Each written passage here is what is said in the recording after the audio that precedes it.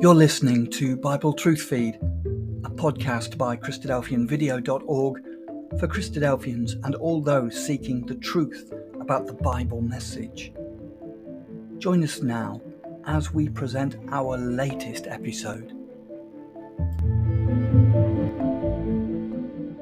In this series of 4 talks, we're going to be looking at God's witness in regards to his people, the nation of Israel. We know that they've been brought back to the land. We can see them there today. But tonight we're going to deal with World War I and how all the process began for that to happen. And what we're going to be asking of you to believe is that in the first 2 lines of Daniel chapter 11 and verse 40, at the time of the end shall the king of the south push at him. And we're going to ask you to believe that that's World War I. Now there's no names of countries, there's no names of time periods, there's nothing to go by to single that as World War I. We're then going to ask you to believe that in between the words him and the, that from 1917 up until today, that's where we are in the scriptures at the moment. And in the near future, we shall see the king of the north shall come against him like a whirlwind with chariots. And generally when you look at verses like this, some of the first things that people might mention is, well, they don't make chariots anymore, so... A chariot in the ancient times was the most feared weapon on the battlefield. It was mobile. The soldier was encased in a layer of armour, so his projectile weapon could be used. Mobile, armoured warfare. And we believe that the king of the north is Russia. And just recently when we've seen the Russians invade the country of Ukraine, this is CCTV footage from the morning that the Russians crossed the border. As you can see, it's just soldiers encased in armour which are mobile with projectile weapons. That's exactly what that verse is talking about. Armoured mobile warfare. And the soldiers themselves, they're inside these vehicles here. There'll be about 4 or 5 of them on each side. So coming back to Daniel 11 at verse 40, the first clue that we're given is a time period. It's a generalisation at the time of the end. There are phrases in scriptures which say in the latter days, which is referring to a smaller period of time very, very close to the return of Christ. But this time period is much more generalised, which could include a time period. The next clues we're given is that there is a king of the south and a king of the north. But we're not told who they are or where they are. So that's what we're going to be determining tonight. Now, when I look at prophecy, my basic process that I go through is whatever thought I have, you always start with a foundation, work your way back up, and if your thought doesn't fit, discard it. And the very basics of prophecy are found in the book of Daniel. If you want to come to learn about God's prophecies, how they're going to work, always start with the book of Daniel. That is your foundation. Understand the book of Daniel first. The other prophecies will start falling into place for you. And the very foundation of the book of Daniel is chapter 2, where the king of Babylon is given an image of 5 different forms of ever-decreasing metals, ending with a 5th element of clay within the feet. And we believe each of these 5 different elements represent a different empire through the time period of humanity. Now Daniel's prayer is answered and he gives an interpretation as to what's actually being said. And when Daniel speaks to the king of Babylon, he says that thou art a king of kings. So we're dealing with royal authority in the governing of a country over all other authorities. It is then confirmed that the God of heaven has established the king of Babylon and has given him this power to be able to do so. He says further on in the verse that the reason for this, that he's made him ruler over all men, beasts and fowls.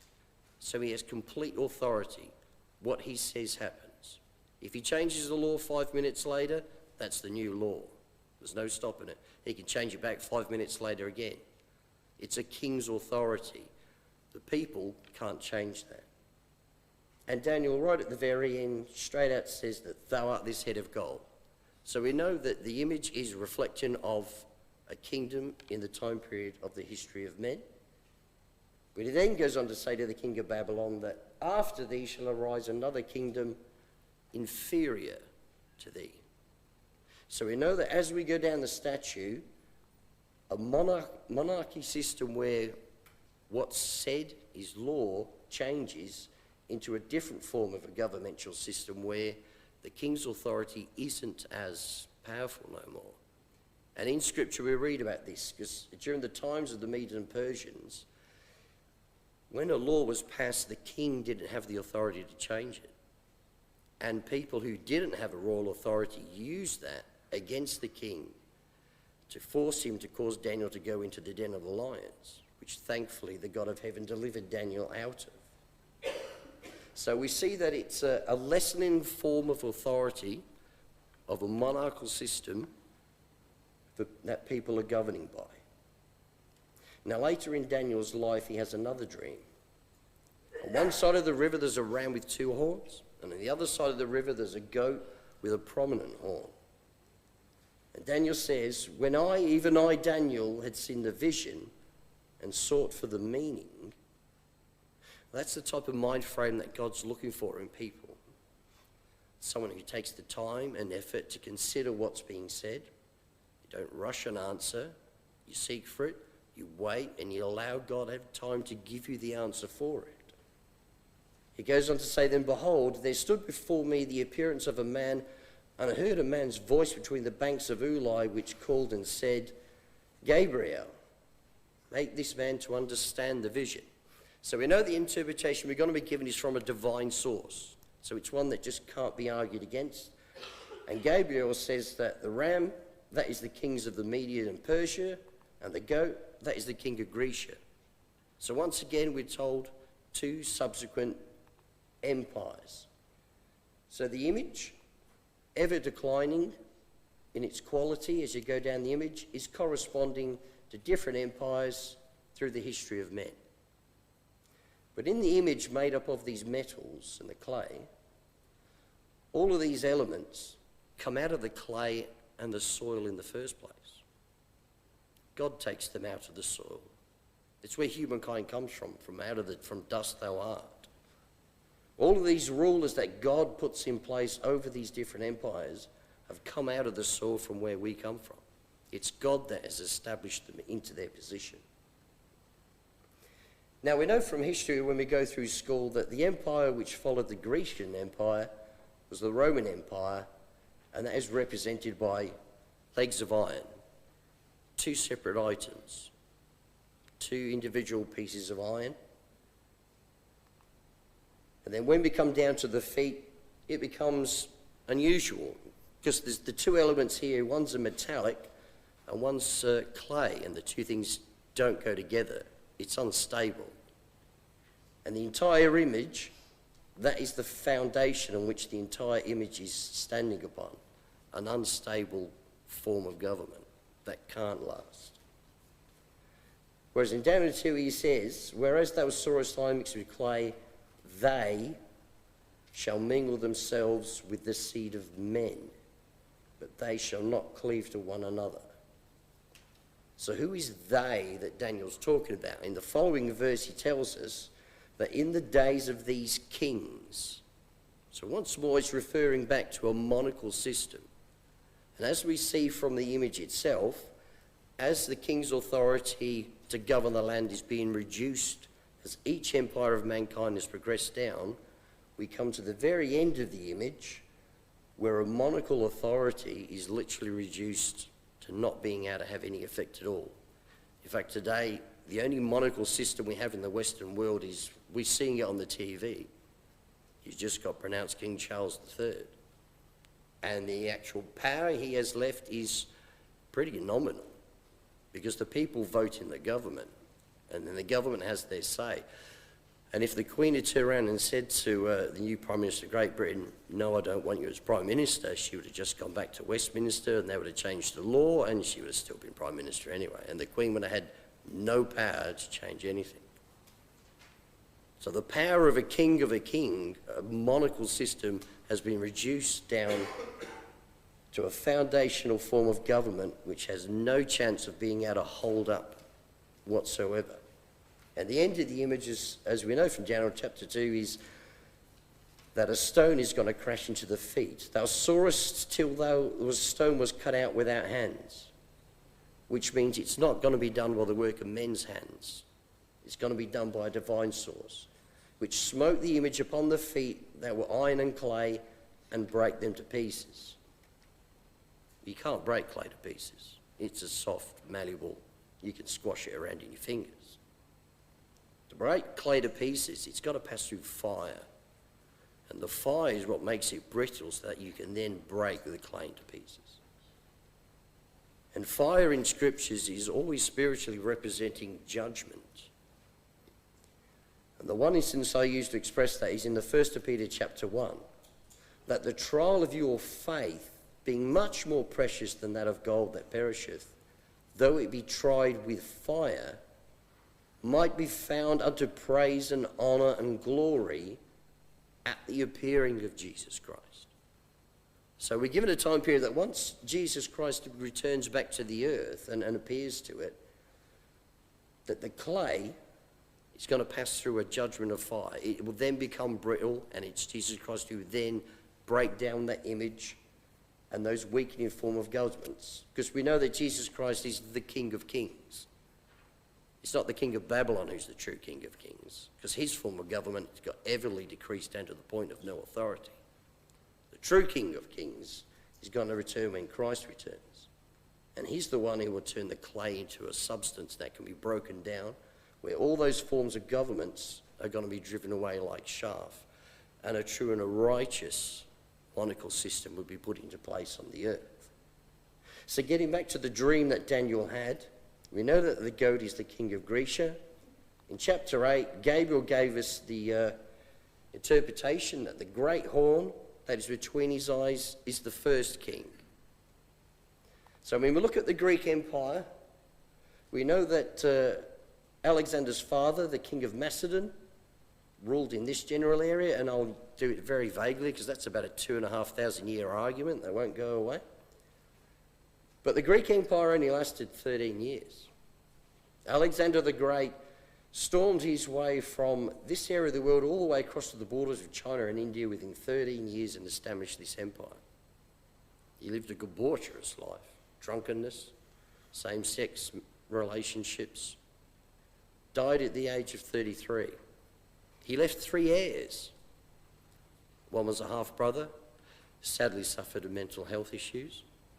He had a son who was born after he died, and he had another family member who was distant. Within a year, those 3 heirs had been killed. The 4 generals which served under him come to the decision that they would split his empire up between them. And in Gabriel's interpretation, it tells us that when that great horn gets broken, whereas 4 stood up for it, 4 kingdoms shall stand up. And we know from history that what those 4 kingdoms are. And like everybody would love to do, they'd love to give themselves a promotion. So these 4 generals turned into 4 kings. And just ironically, had a coincidence, there is an actual genuine creature that has 4 horns, but it's a sheep. It's not a goat. So it's scripture, the Hebrew requires a goat, but it's ironic that 2 of those horns are more prominent than the other 2 horns. So we come back to the image. It's a goat, which got 4 horns, which we know became the 4 different kingdoms that Alexander the Great's empire got split into. And what that gives us is it gives us who the king of the south is now. We know where that area of the land is. And it gives us a king of the north. Now we know where that area of the land is as well. So when we come back to Daniel 11, now we're given places, people. Now we just got to sort out a time period. Now the king of the south, pretty much their kingdom remained from the time that it got split until even after the Romans conquered it, right the way down to the last ruler was Cleopatra. She was the last Ptolemaic leader, about 30 years before Christ was born. And they pretty much ruled from Alexandria. Alexandria is the place where the kingdom, the throne started, and it generally remained in that area. So when we quickly come back to the image, we know that when those four kingdoms were split, we're waiting to see the next kingdom, which we all learnt at school, which is the Roman Empire, which, remember, is two distinct legs, separate from each other.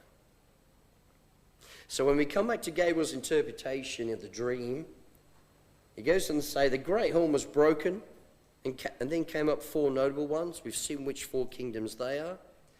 And out of one of them came forth a little horn, which waxed exceedingly great. And then from the image, we know that that little horn is the Roman Empire. So we're just going to see how that little horn grew. So this is a quick history of the Roman Empire. And you'll see the little horn right there. And it becomes exceedingly great. So through God's will, because he takes from the soil of the earth and establishes who he wants in power, you see how the Roman Empire grows through time. But remember in the image that there are two legs to the statue.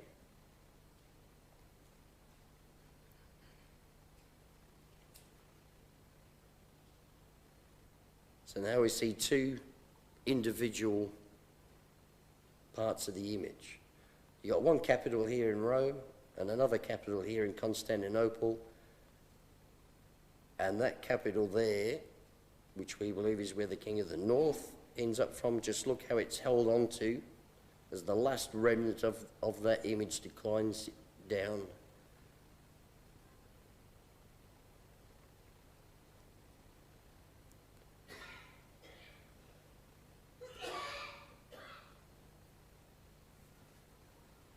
They're just coming basically back down. They're just trying to defend the Constantinople until eventually it's gone. So, King of the South, we know ruled from Alexandria, even though it was conquered by the Romans. And the last remnant of that Roman Empire finished in Constantinople, where the King of the North, we now believe. So we know the two kingdoms, we know where their thrones were. Now we've got to sort out the time period. In 1922, Egypt became independent. So what we've got to do is look to the history books. From 1922 until today, has Egypt ever attacked Constantinople? No.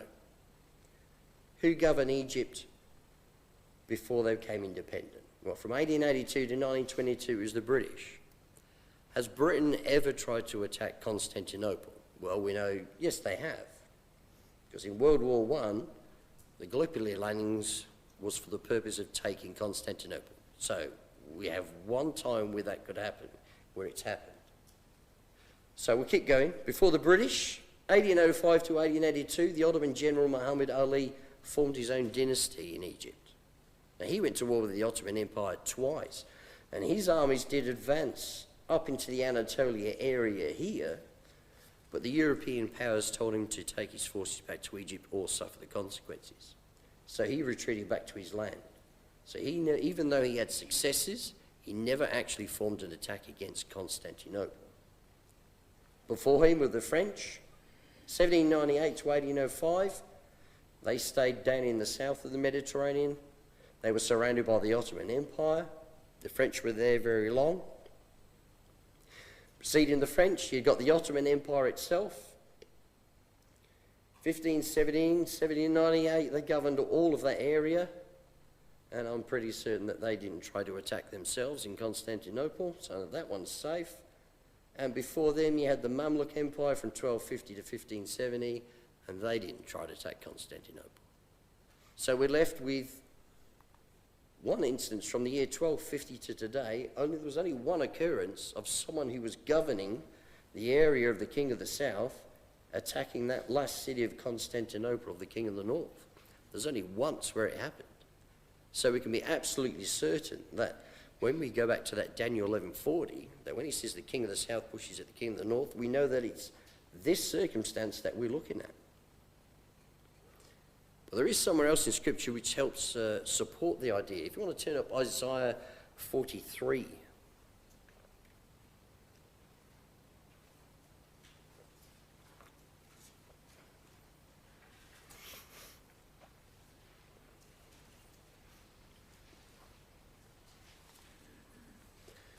Now in Isaiah 43 it says, "But now thus saith the Yahweh that created thee, O Jacob, and he that formed thee. O Israel, fear not, for I have redeemed thee. I have called thee by thy name, thou art mine. When thou passest through the waters, I will be with thee. And through the rivers, they shall not overflow thee." And the next line is one I really believe that should be given a lot of deep thought to, especially in regards to what we've been talking about. "When thou walkest through the fire, thou shalt not be burned, neither shall the flame kindle upon thee." It always brings up memories of Daniel's friends in the furnace. The fire was just unable to take a hold upon them during the judgment. "For I am Yahweh thy God, the Holy One of Israel, thy Saviour. I gave Egypt for thy ransom, Ethiopia and Seba for thee. Since thou wast precious in my sight, thou hast been honourable, and I have loved thee. Therefore will I give men for thee and people for thy name. Fear not, for I am with thee. I will bring thy seed from the east, and gather thee from the west. I will say to the north, give up, and to the south, keep not back. Bring my sons from afar, and my daughters from the ends of the earth."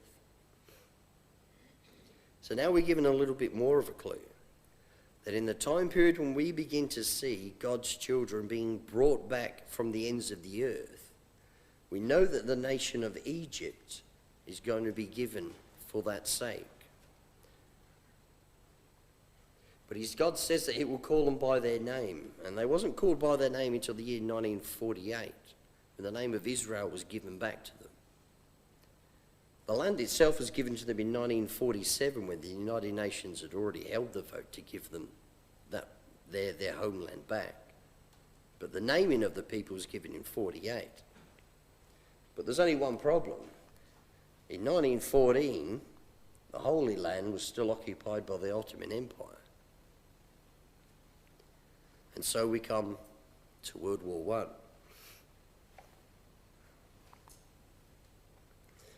It was a time period where people believed it was glorious to fight wars. People were heroes. If you could kill people in the millions, you were given honours and medals and promoted. It's an awful way to think. This is the Smith family. She had 7 sons. These 6 didn't come home. This is the town of Durham in Great Britain. 8% of their population didn't come home. We all know the Western Front. 4 years fighting over a purple line. 5 million men died trying to work their way to the other side of that purple line. That's what humanity calls glorious. And so because of the stalemate, the First Lord of the Admiralty had an idea to open up a second front. That second front was to attack Constantinople. There's a documentary called Gallipoli from Above. It was narrated by this man, Hugh Dolan. He was a British intelligence officer. His father fought in Gallipoli. One day someone put a map on his desk, and he immediately recognised it as the Dardanelles. And he was looking over the map, and you can see the machine gun places, you can see where the artillery was, where all the barbed wire was, you could see all the defences. And he looked in the bottom right-hand corner, and he'd seen the date. And the date of the map was 3 days before the landings. And he thought, well, why was it such a massacre if they knew where all the defences was? It doesn't make sense. So because he was an intelligence officer, he started doing a bit of investigations. And what he basically discovered was what you wouldn't have expected to have gone wrong, went wrong. So we're going to see a little bit more of how God prepared the way to begin bringing the children of Israel back into the land in accordance to his will. So the story is the British ambassador in Constantinople, as most British men do, like ships or trains or planes. And so at lunchtime he used to go down to the Dardanelles and watch the shipping go by. So while he was watching the shipping go by, there was this little ship in the Turkish Navy. All the Turkish warships had been taken into the Black Sea for safety. And he was listening to the Turkish officers with German accents just organising the ship and sending it out, and he was watching what he was doing. And what this little ship was doing was it was just laying minefields across the Dardanelles. Because the First Lord of the Admiralty, Winston Churchill, before Britain had even declared war on Turkey, Turkey had begun to attack the Russians. And before Britain made a declaration of war, Churchill decided to send 4 warships up into this area of the Dardanelles and start attacking the Turkish defences before the government had even declared war. They came back. It then got reported that the Turks were starting to put more defences in there, so we sent 2 destroyers in. They came back with a report that you're not going to get rid of those guns unless they're hit directly. And it was no secret what was going to happen, because out on the Isle of Lemnos is where the British and French fleets were gathering with all the troops. So the mistake that happened was, if Churchill hadn't sent those warships in there, when the first attack happened of sending a fleet straight up to Constantinople to force the Turks to surrender, there would hardly been any defences in their way. But because he took events into his own hands and initiated an attack before his country had even declared war, it caused the Turks to start building defences, which this tiny little ship, the Nusret, and all of its capabilities took on the 16 battleships that were going to get sent into the Dardanelles to Constantinople. And by the end of the day, 3 of those battleships were sunk, 3 more were put out of commission. That's a disaster. 6 battleships taken out in one day, all because of the effects of this little ship. The Turks love this ship. It's still in commission today. They just keep it running. You can go on tours on this ship around the Bosphorus Straits. That's how much that they love what this ship achieved and managed to do. So because the fleet had failed in its bringing Turkey to a surrender, the plan B was to land troops in Gallipoli. Now this is a beautiful point. The troops who were planning and preparing to go to Lemnos for the landings at Gallipoli to go and attack Constantinople, give you one guess where they were training and preparing for that landing. Alexandria. Straight from the capital of the King of the South. That's where the troops were prepared from. So when Scripture is talking about the King of the South shall push at him, push at the King of the North, the troops that were going to do that came out of the capital of the King of the South itself. It was one direct place going for the other direct place. Phenomenal. So the landings took place in Gallipoli. And what normally wouldn't have gone wrong was going wrong. I'll just give you a couple of examples. On one of these 2 ridges here, what the British had planned, they got a ship, filled it with 2,000 troops. They've just got to run it aground, open the doors, let the troops run out, storm over the top of the Turkish defenders, form a good bridgehead. What went wrong is the guy who was steering the boat ran it aground on rocks about 100, 150 metres away from the beach.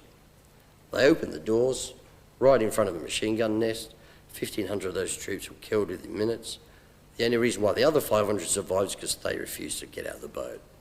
So they stayed there until they were rescued. The Aussies were landed up here on these beaches. It's normally considered that the British were bunglers, but the only thing the British did in regards to the Anzacs was they told them what beaches they were going to land at. And they weren't giving them any more orders than that. The Anzacs commanded themselves. The guy who's in charge of the Anzacs at the time, he used to fly in a plane all over the peninsula taking photographs, which is how they made the map in the first place. He wasn't a klutz. When he got back to his ship, his HQ, which is out somewhere out here in the water, he was the first general to start making 3D models of the beaches he was going to be invading. By no means was he a bad general. He was very gifted. And some of the examples that was happening, which don't normally happen, is the Allied troops would move through a town. And one example was they didn't leave any troops behind to garrison it. So the Turks just came back into it as soon as they left. Then they were given the order to go back and take that town, and it cost the lives of 6,000 men in doing so. When you look at the topography of the peninsula here, the Anzacs were landing around on these beaches, British and French down here. From here to here, you basically have 4 ridges. If you take all 4 ridges, you're standing around here and you can see over the top of these waters. You can take out all the defensive guns in this area, you can start clearing the mines, and the ships can just come right the way through. The Anzacs took 3 of these 4 ridges. They weren't penned in on the beaches and couldn't get off the beaches. They were there for 8 months. The Anzacs moved across 3 of those 4 ridges, and then something stopped them. The commanders decided not to try and take the 4th ridge. If they'd taken the 4th ridge, all the Turkish troops here would have been cut off. They would have to have surrendered, and the entire British and French forces could have met up with the Anzacs, and all of them could have gone straight up to Constantinople. What they didn't find out until after the war was the Turkish defenders on the last ridge got no ammunition. 1 man in a gun could have walked over there and taken it, but something stopped them from doing so. What shouldn't have gone wrong was going wrong. So it finally came time after 8 months, so they decided to leave. The problem with the leaving is, when you were drawing men from the bridges, from the beaches, you got your enemy on the ridges are going to be shooting them, and it was expected to have been a massacre to get the troops off the beach. But in trying to push from the king in the south up to the king in the north here was in the wrong place, which is why it wasn't working. But when the decision came to evacuate, all the situations that shouldn't have been going wrong, that was going wrong, changed. And the idea that they employed was this little mechanism. A small amount of men remained behind, using these rifles up over the top of the trenches just to fire off shots at the Turks, just to keep their heads down. When night fell, the main amount of armies left, got down to the beaches, onto boats, left, brought the boats back. When they brought the boats back, these rifles were tied with strings and ropes with candles underneath, so they're on timers, so they would automatically just be firing off a shot, and the remaining men left down the beaches on the boats, evacuated. In the morning, the Turks found out that all the Allied troops had gone. And the fortunes had completely flipped, because not a single soldier died in the evacuation. Whereas everything before that was bungling and going wrong, 6 battleships getting taken out of commission, what should have been a massacre also changed to not a single loss of life. So they evacuated. Came back down here to the area of the King of the South, but the Turks were still in the Holy Land. So now it came time to remove them. A British officer, T. Lawrence, when he was going through college, his professor sent him to the Middle East, told him to walk around, take lots of photographs. He estimated he walked about 1,000 kilometres, wore out a pair of boots, went back to Cambridge, did his thesis, got tremendous accolades for his thesis, left college. His professor told him to go back to the Middle East.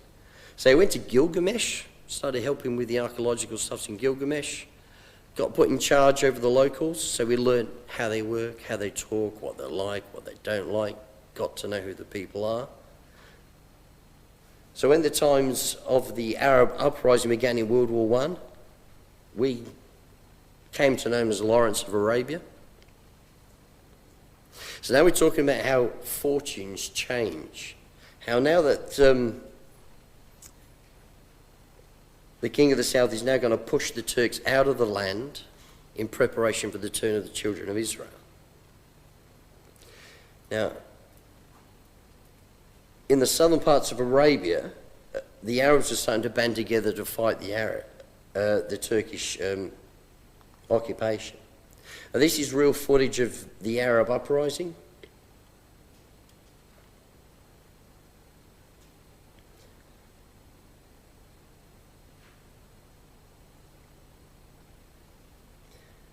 Here you got Faisal, which was the son of the king. Standing here you got Lawrence of Arabia. The two got on very well. See, the problem was that the Arab uprising was taking place down here. And he was in Medina with 12,000 troops. The Arabs wanted to get rid of them from Medina, but Lawrence advised them not to. He says, if you leave 12,000, if you get rid of the 12,000 troops, those 12,000 troops are going to reposition back here. He says, leave them there. We'll just harry them, harass them. We'll do enough to keep them there and keep them busy. We just take in the area. So the Arab uprising was taking areas around this part of the peninsula. What Lawrence of Arabia wanted was to take Aqaba. And Aqaba was deemed by the Allied forces as untakeable.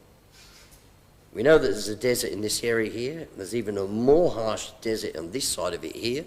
It was deemed that you couldn't take an army across them. All the guns at Aqaba faced out to sea.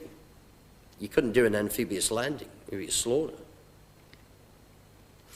But Lawrence, in his characteristical ways, took the Faisal to lead an army from Way, to take the army across a desert, which they said you can't take an army across, in the hope of being able to take a city which the Allies deemed that you couldn't take.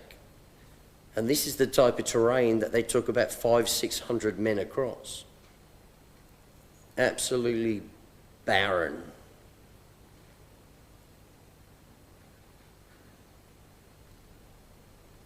And for 600 miles, this army went undetected by the Turks. They had no idea that it was there, that it had been moving through its empire, and that eventually it got round the back of Aqaba. And that's the final ridge that the Arab, Lawrence and the Arab army came across. There's Aqaba down in there. And you've all probably watched this movie. But the Turks' defences in Aqaba was completely taken by surprise. The Arab army came storming into the back. All the guns were facing the wrong way. So they had no defences for the army that was charging into their city. It was described that the Turks put off a few shots at them and then just turned and fled. But like most Hollywood movies, it's not very accurate.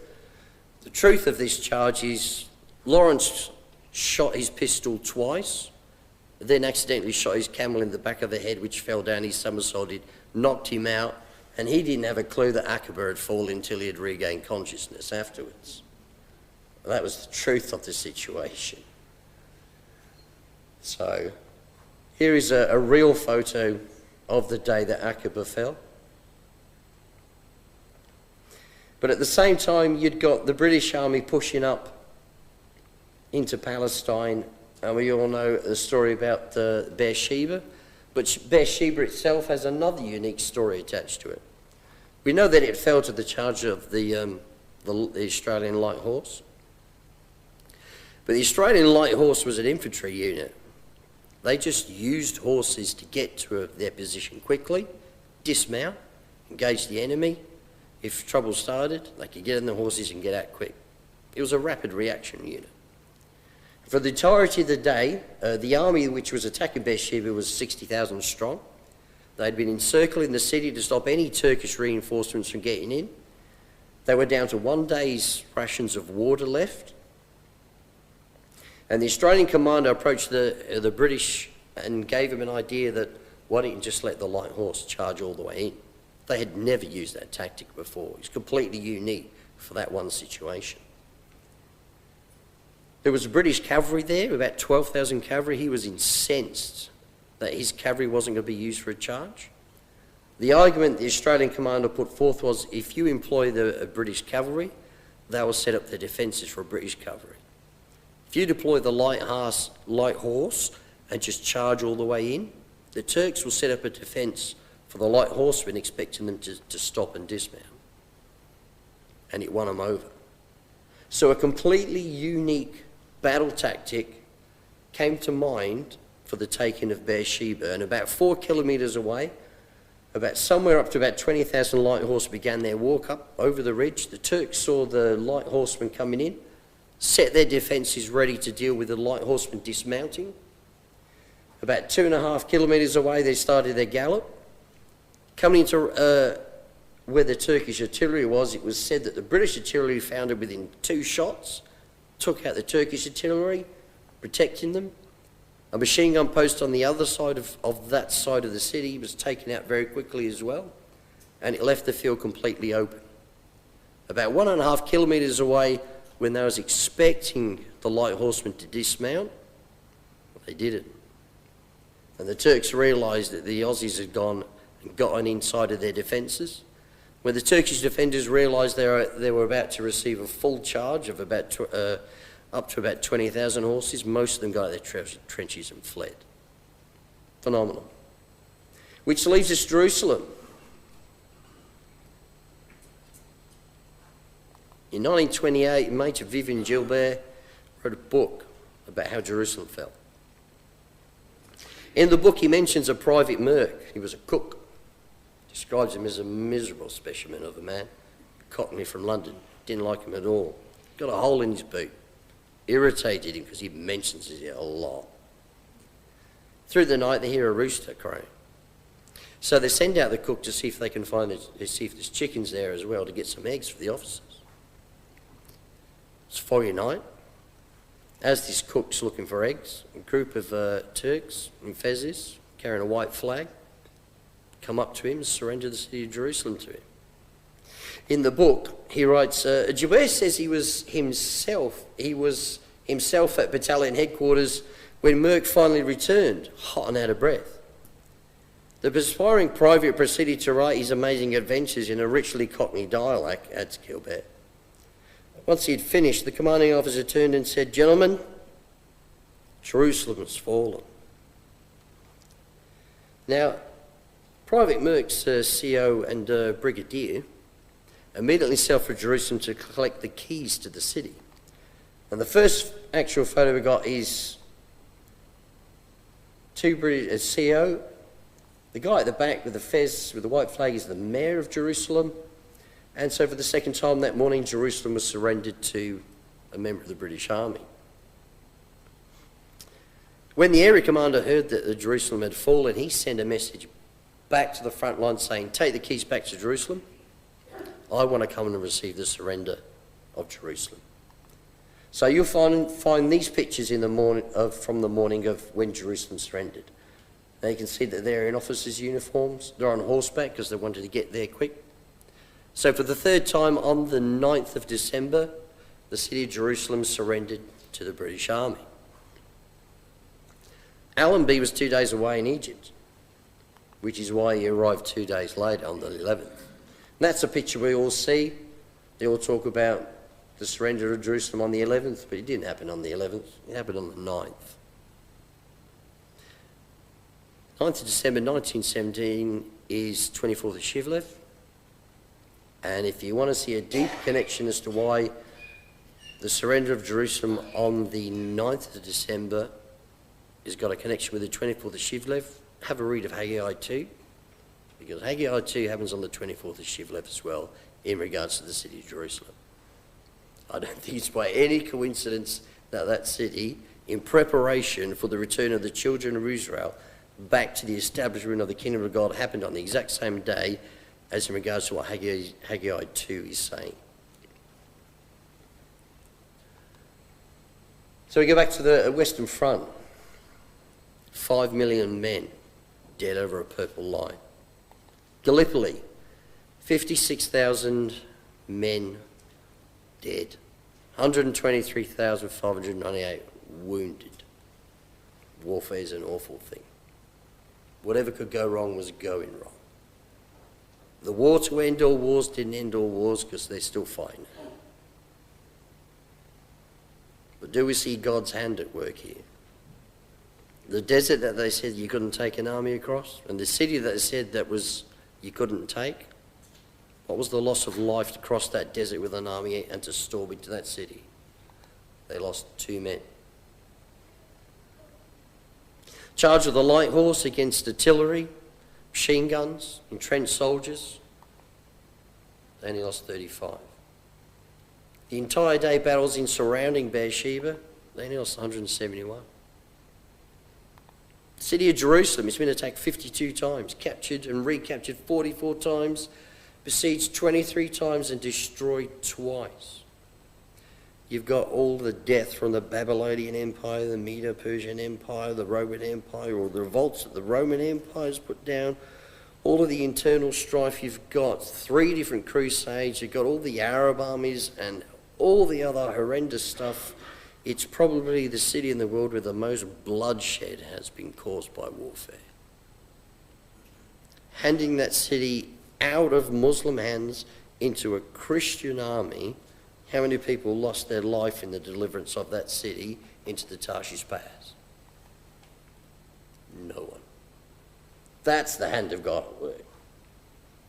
The most fought over city in human history was handed, when the time was right, was handed into the king of the south with 0 loss of life. Reminds me of the story of Sennacherib, with Jerusalem surrounded by an army. And the next morning, the entire army's gone. That's magnificent. That's God's hand at work in preparation for bringing his children home. Phenomenal. Western Front, 5 million men. Taken of the most bloody city in the human history, 0. That's phenomenal.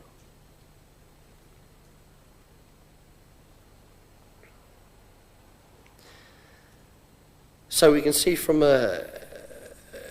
Daniel 11 that the king of the south, when God wishes it to happen, was done and accomplished. We live in a time period now in between that and the king of the north. We know that the king of the north is Russia. We can see the stirrings of Russia where it's now in a frame of mentality where it doesn't want to deal with things over the negotiating table no more. It wants to start dealing with things through warfare. It's not working their way at the moment because the time isn't right for the Russians to take Constantinople and become the king of the north. When it does so, we know it's going to dive straight down the coast. And if you noticed in the chapter that we read that when he dives straight down the coast, the area of Egypt is no longer referred to as the king of the south, it's just simply called Egypt. Because the role of the king of the south will be finished, because as soon as Christ returns, all of those failing empires that humanity has tried to do through time will just come to an end. We'll have a divine ruler, a true king of kings. No one will usurp his authority. His laws and his decrees will be righteousness. What those laws and decrees will be, you can join us on another night and other people will explain to you what they are. May the God of heaven be with you. May he open your eyes to his truth. May he keep you safe until we can bring his truth to you.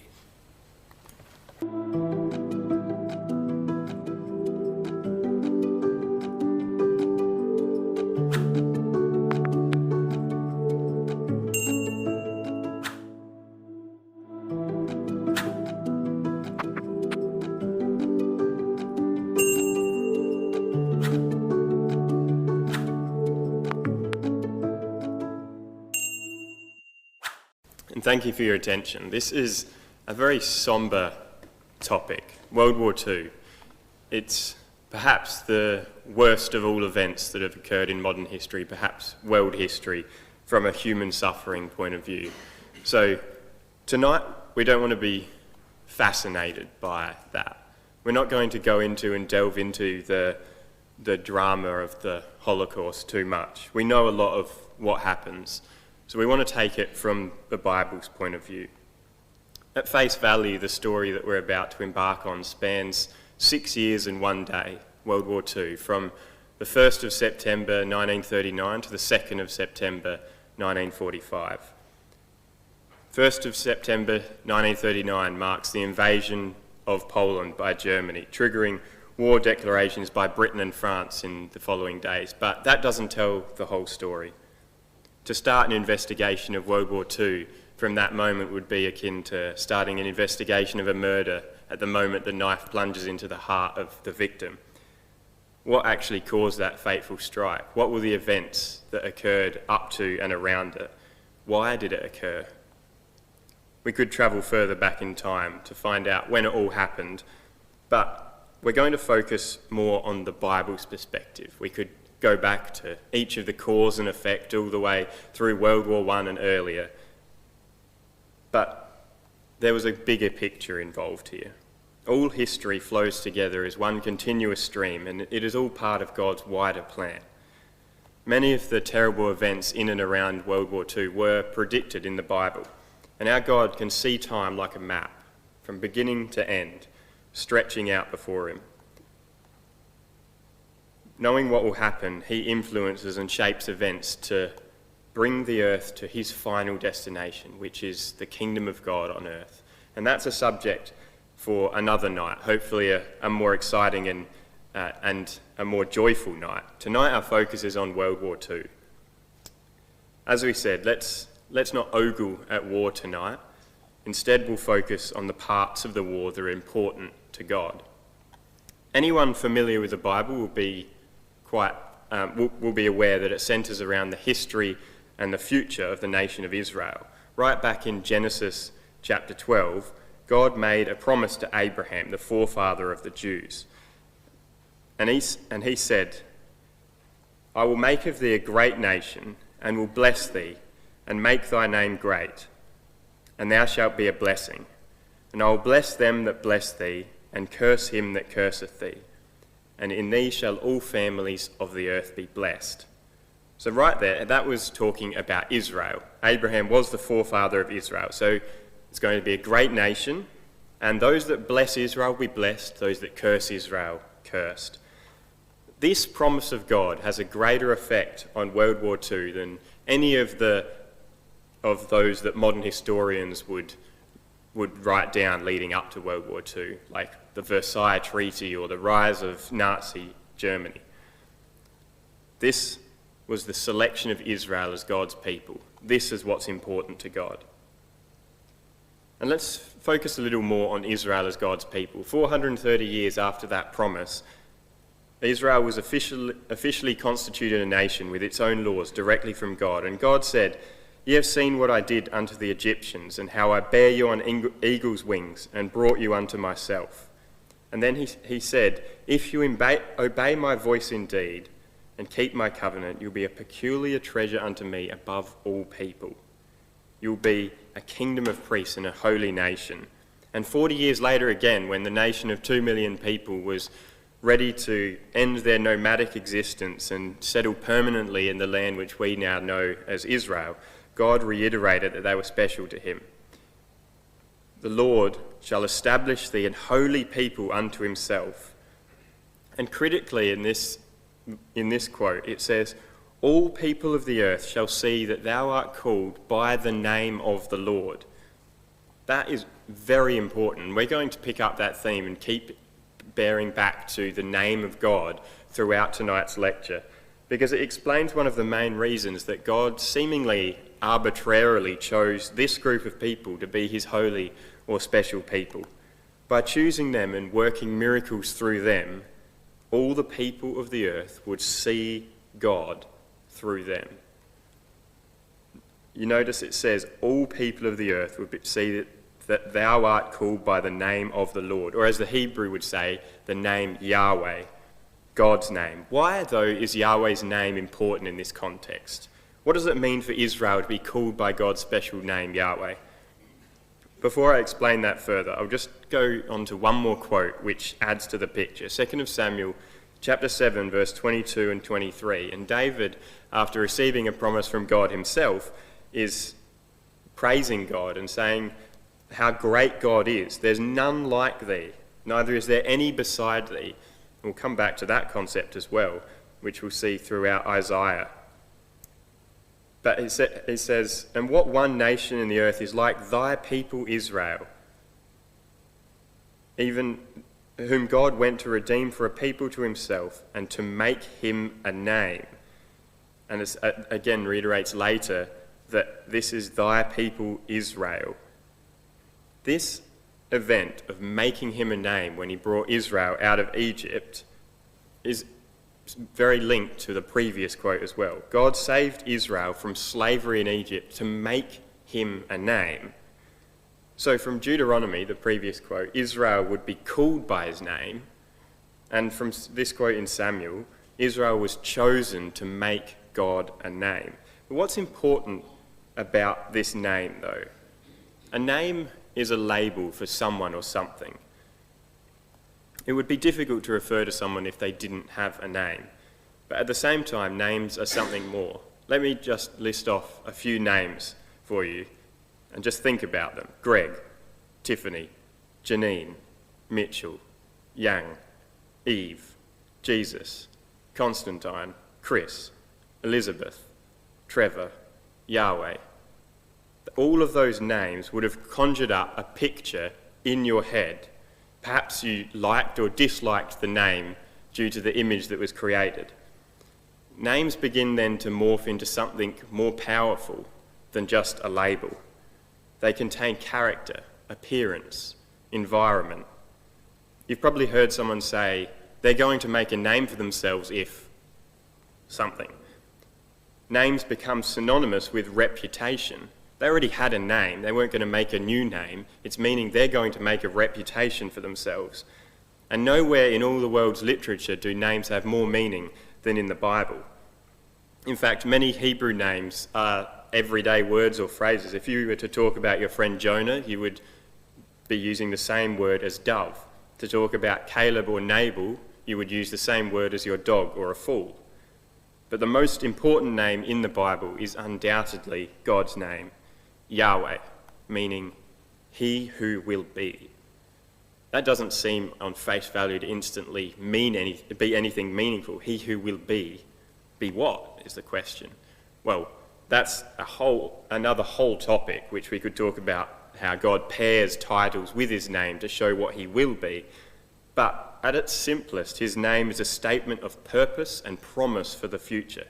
He will always be, he will always exist, and it contains will. It's a promise for the future. He will always keep his promises to his people. So his name is his reputation that he wants the world to know about him. When Israel then were chosen to bear the name of God, they had a very privileged but a very grave responsibility to represent God to all the people of the earth. If people could look at Israel and they could see God's name, if they could look at Israel and see God's promises to Abraham being kept by God, then Israel was fulfilling God's purpose with them. And that's why, also in Deuteronomy chapter 7, God gave another reason for why he chose Israel. He says, "For thou art an holy people unto Yahweh thy God. Yahweh hath chosen thee to be a special people unto himself, above all people that are upon the face of the earth." And then it explains, Yahweh did not choose you. He did not set his love upon you, nor choose you because you were more in number than any people, because you were the fewest of all people, but because Yahweh loved you, and because he would keep the oath which he had sworn unto your fathers, hath Yahweh brought you out with a mighty hand, and redeemed you out of the house of bondmen from the hand of Pharaoh, king of Egypt. Israel were chosen to show the world that Yahweh would keep the oath that he had promised to their fathers. He had sworn that oath, and he wanted his reputation to be known, that he's a God that keeps his promises, a God who always has been and always will be the same. He had sworn to Abraham that he would make a great nation out of him, and so he would keep that promise. If he broke the promise, his name would be tarnished, and all people of the earth would no longer trust him. If you come with me to Isaiah 43, it expands this idea, and then we'll jump back into the history of World War II and see how it relates. In Isaiah 43, verse 9, God creates a sort of courtroom scene, and he challenges all nations to come before him and bring their own witnesses. He says, "Let all the nations be gathered together, and let the people be assembled. Who among them can declare this and show us former things? Let them bring forth their witnesses that they may be justified, or let them hear and say, truth." And now he's talking to Israel. "Ye are my witnesses, saith the Lord, Yahweh, and my servant whom I have chosen, that ye may know and believe me, and understand that I am he. Before me there was no God formed, neither shall there be after me. I am Yahweh, and beside me there is no Saviour. I have declared and have saved, and I have showed, when there was no strange God among you. Therefore ye are my witnesses, saith Yahweh, that I am God." So Israel are witnesses to the fact that God exists and that he is the one true, the only true God.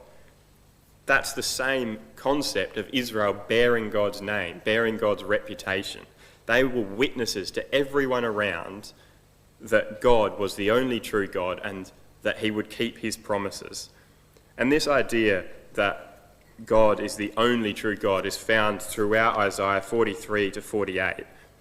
It constantly comes up with this same theme: I am Yahweh and there is none else. If you want to colour them in, they jump off the page as you're going through. For instance, after Isaiah 43 verse 11, Isaiah 44 verse 6, at the end, "I am the first and I am the last, and beside me there is no God." Is there, at the end of verse 8, "Ye are even my witnesses. Is there a God beside me? Yea, there is no God, I know not any." And 45 verse 5, "I am Yahweh and there is none else. There is no other God beside me." And it goes on and on and on. The purpose of Israel was for everyone to know and see that that God was alive and he's the only true God. When you look at Israel, you're to see God and to see his name, his holy reputation. So we'll come back to this in a moment, but let's hit pause here and fast forward 3,400 years to the 1900s. The National Socialist, or Nazi Party, filled a void in the consciousness of the proud German people after World War I. At the end of World War I, in June 1919, the Versailles Treaty was signed, which stated that the Germans would have to pay reparations and that they would be reduced to a country that had no national identity, no force in Europe. If they had come out victorious, they could have been the jewel of Europe, but instead they were in poverty. Half of their country was taken from them and their army was limited to a laughable size. So, when Adolf Hitler was appointed Chancellor of Germany, he was a figurehead for Germans to become great again. They could rebuild, they could become the rulers of Europe. That was his message. But with that came some catches for certain members of German society. In 1933, Dachau was established, the first German concentration camp, and this was mainly for political dissidents, those who opposed the Nazi Party. But by 1933, it became personal against the Jews. Jewish boycotting began throughout from April through, well, really to the end of the Third Reich. The books written by Jews were burned. Jews were not allowed to hold civil service or unity or state positions, and Jews from Eastern Europe specifically were stripped of their German citizenship.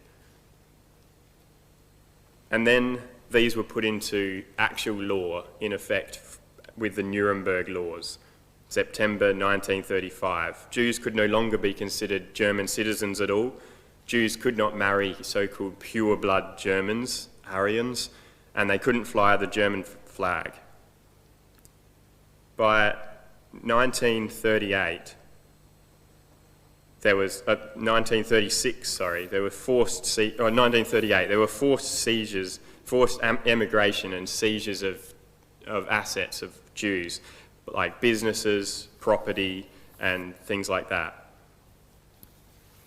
And then the first military action occurred. Germany marched into the Rhineland in 1936, that's a little earlier, and they were making overtures about taking Czechoslovakia. And so the rulers of Great Britain and France got together with the rulers of Germany and said, we'll make an agreement, you can take part of Czechoslovakia, because the part you really want is the German-speaking part just on the border. It's called the Sudetenland.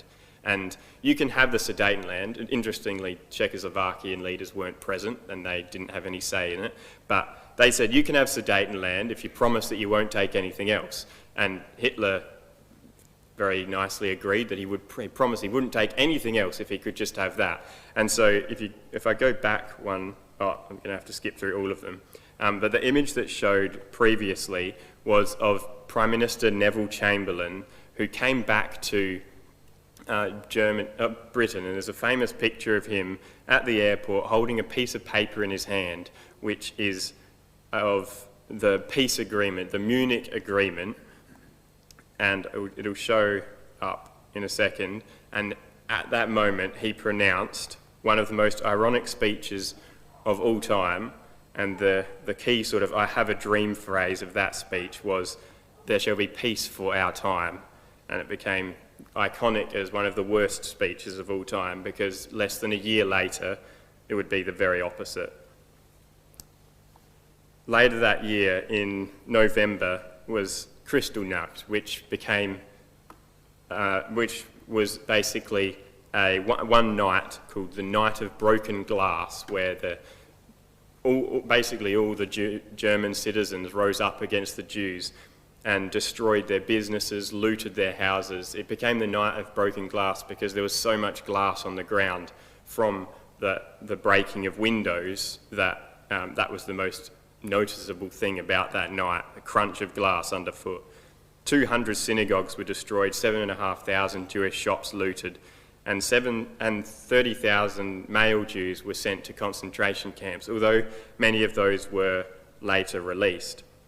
You may have heard of Eddie Jacob, who wrote a book called The Happiest Man Alive, and he was one of those taken on that night and sent to a concentration camp himself, but though later released. He's an Australian, he died in 2020, but he was one of the longest survived Holocaust survivors in Australia.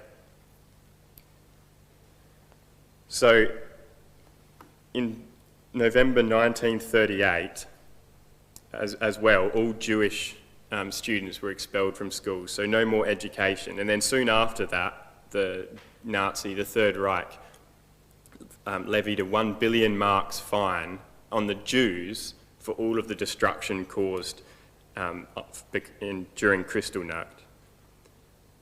And then the invasion of Poland. This marks the beginning of World War II, because France and Britain had pacts with Poland, and they declared war on Poland in response to Germany's invasion.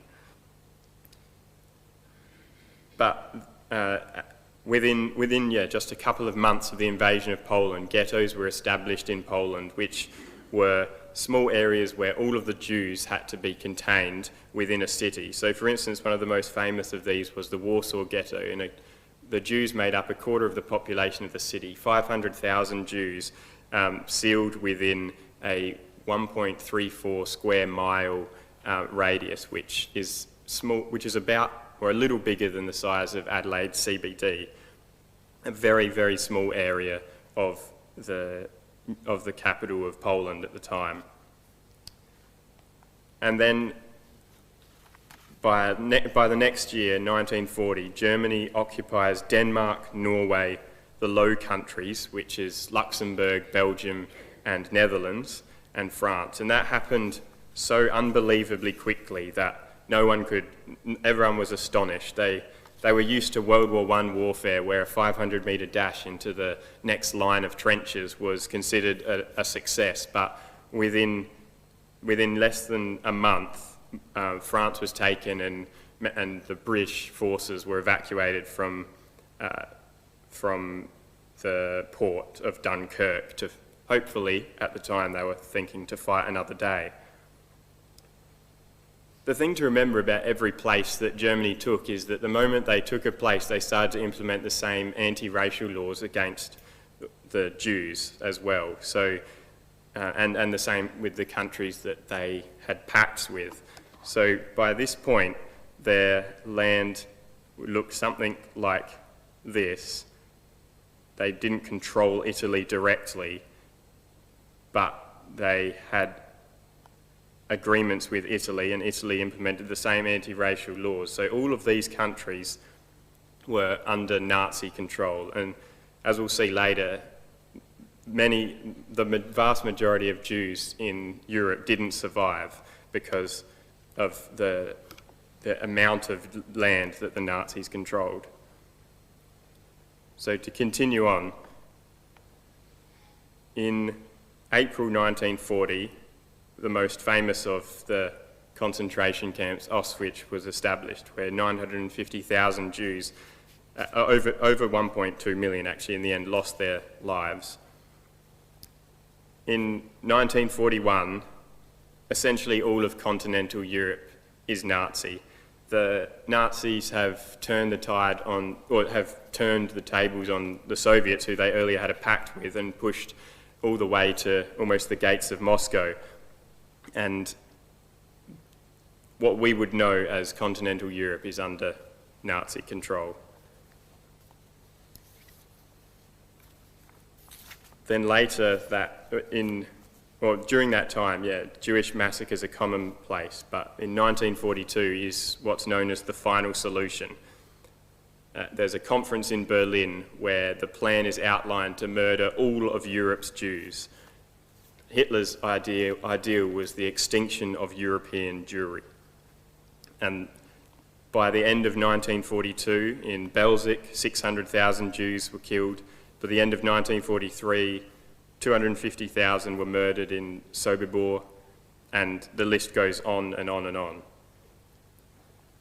They were so fanatic about this that when the tide of the war started to turn in 1943, and they could see the Russians and the other allies coming back on them, they started to liquidate all of the ghettos to speed up this process, as if it was more important than the very act of the survival of the German state. So when ghettos were liquidated, all members of the ghettos were sent to concentration camps. And then in 1943, in January that year, was the first defeat by the Russians at Stalingrad. And in 1944 was D-Day, which was the largest amphibious landing in history of the Allies on the beaches in northern France.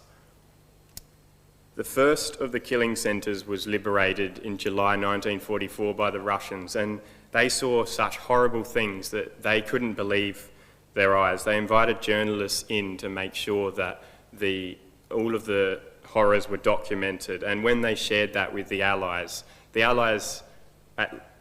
believed somewhat the extent, but they couldn't believe what the Russians were recounting had happened in these places. They thought that they were exaggerating it. But the Germans were still determined to both kill all of the Jews and hide the evidence. So they started to march from the concentration camps in the outer ring of the territory they'd gained, march them into inner concentration camps in the centre of Germany. And most of the Jews on those death marches didn't survive because many of them were so malnourished and undernourished that they weighed less than 30 kilograms and were expected to march hundreds and hundreds of kilometres. Those who fell were shot on the spot.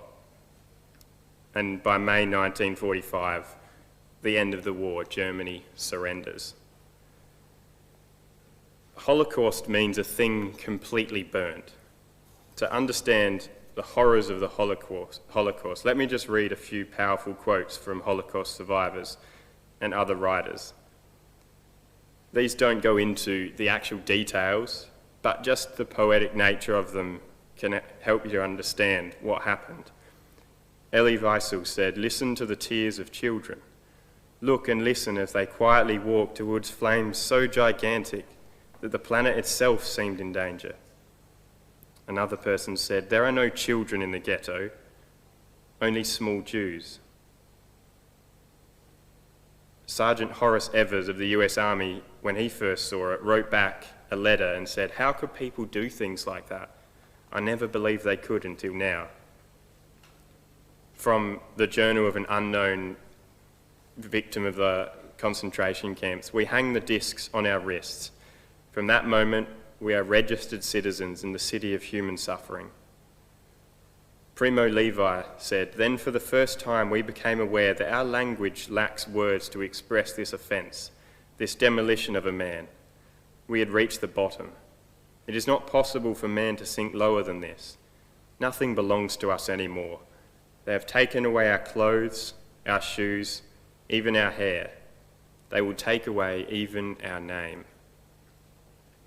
16-year-old Alice Locke Kahana wrote, after the war and her reflections at the time, "The flames killed the soul of all men.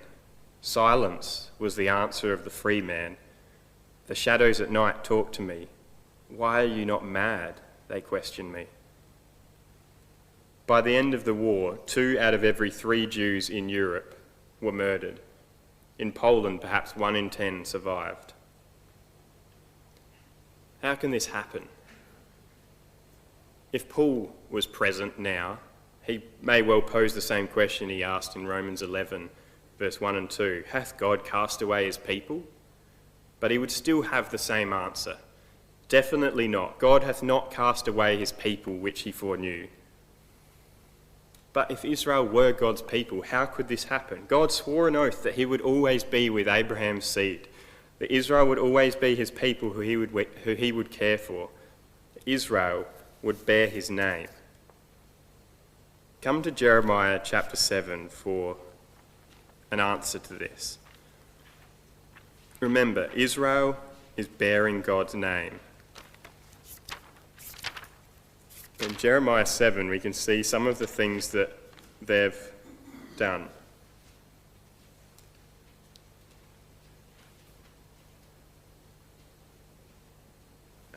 Let's go from verse 30. "For the children of Judah have done evil in my sight, saith Yahweh. They have set their abominations in the house, which is called by my name, to pollute it. And they have built the high places of Tophet, which is in the valley of the sons of Hinnom, to burn their sons and their daughters in the fire, which I commanded them not, neither came it into my heart." That right there describes what Israel was doing at the time. And notice at the end of verse 30, these horrible atrocities that they were committing against their own children, they were doing in the name of God. So God's name was being associated with these horrible practices.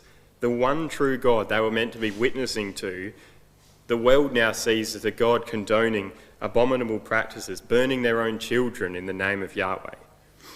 And so the punishment will come. "Therefore, behold, the days come, saith Yahweh, that it shall no more be called Tophet, nor the valley of the son of Hinnom, but the valley of slaughter. For they shall bury in Tophet till there be no place. And the carcasses of this people shall be meat for the fowls of the heaven and for the beasts of the earth, and none shall fray them away. Then will I cause to cease from the cities of Judah and from the streets of Jerusalem the voice of mirth and the voice of gladness, the voice of the bridegroom and the voice of the bride, for the land shall be desolate." That's not directly referring to the Holocaust, but you can see the same sort of ideas of punishment that God would bring on this people for the way that they've treated his name.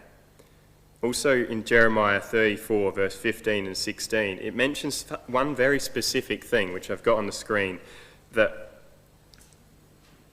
ye had made, so that what they were doing was they were surrounded by enemy armies, and at the time they were proclaiming that all servants can go free, and they were doing that in the name of God. In the house that's called by God's name, they had made a covenant that every servant can go free. But when the city was surrounded, the army that was surrounding the city left, as it says, ye turned and polluted my name and caused every man his servant and every man his handmaid, who you'd set at liberty at their pleasure, to return, and brought them into subjection unto you for servants and for handmaids. So they'd polluted God's name because they'd broken a covenant. And isn't God's name all about keeping his covenant? So a people who breaks his covenant is polluting God's name. They were meant to bear God's name to the nations around. So what could God do? The people who were supposed to be upholding his reputation were dragging his name through the mud, polluting it. It would be like the Governor General committing murder. He's bearing the name of the king, so he has shamed the monarchy, and it's only right that he would be punished, and the king would have to swiftly distance himself from that activity. God's only option was to distance himself from their behaviour and punish them. Come to Jeremiah 16, our reading for tonight. It starts off listing a lot of these punishments as well, like we read in Jeremiah 7. In the early part of the chapter, verse 4, they shall die of grievous deaths. They shall not be lamented, neither shall they be buried, but they shall be as dung upon the face of the earth, and shall be consumed by the sword and by famine, and their carcasses shall be meat for the fowls of heaven and for the beasts of the earth. And it goes on all the way through to verse 9, similar to we read in chapter 7. Behold, I will cause to cease out of this place in your eyes and in your days the voice of mirth, the voice of gladness, the voice of the bridegroom, the voice of the bride. That's a description of the suffering that Israel would suffer in the land, not when they went into captivity. But Deuteronomy 28 recounts a lot of the sufferings that they would have in captivity. You can stay in Jeremiah 16 because we're going to come back to it very briefly, but I'll read a couple of verses from Jeremiah 28 to show you what God said specifically about what would happen when they went into captivity. He says, thou shalt become an astonishment, a proverb, a byword among all nations, whither the Lord shall lead thee. And that's exactly what they did become. And people were astonished. They would just talk about it. And the wandering Jew, as we'll see a little bit later, became a proverb of Jews around the way that they were treated. Verse 48 of this chapter says, therefore thou shalt serve thine enemies, which the Lord shall send against thee in hunger, thirst, nakedness, in want of all things. And he shall put a yoke of iron upon thy neck until he have destroyed thee. And later on in the chapter again, verse 59, then Yahweh will make thy plagues wonderful, and the plagues of thy seeds, even great plagues of long continuance and of sore sickness. He will bring upon thee all the diseases of Egypt which thou wast afraid of. And verse 64, Yahweh shall scatter thee among all people, and among these nations thou shalt find no ease, neither shall the sole of thy foot have rest.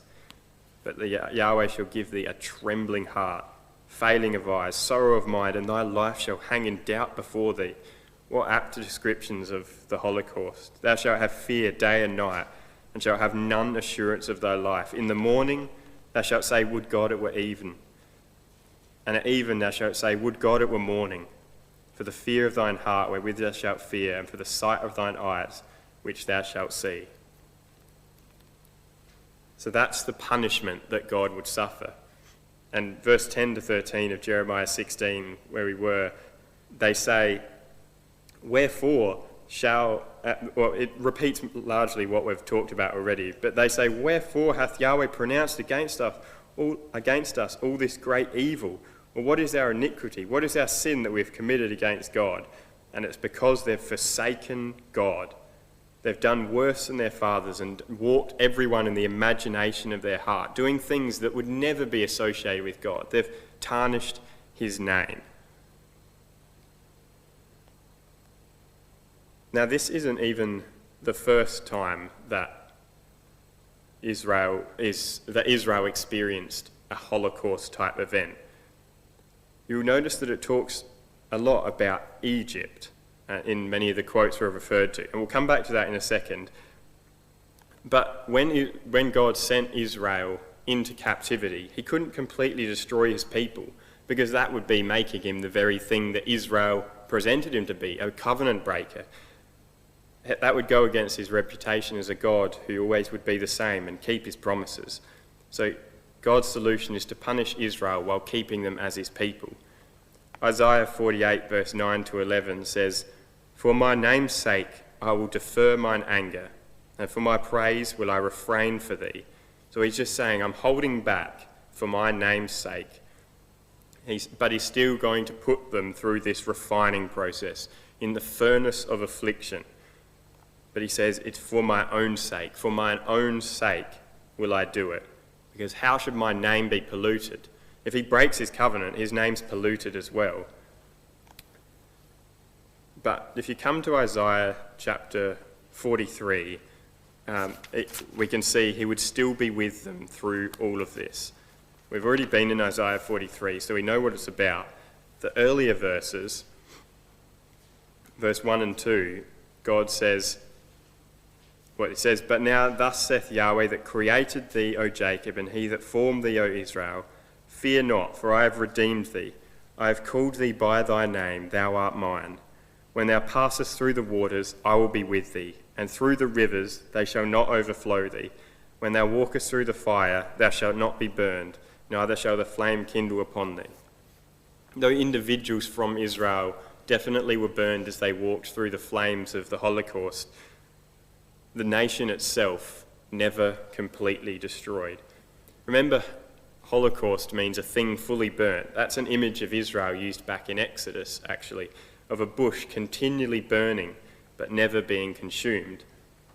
And the events of Exodus 1 are actually a foretaste of the Holocaust.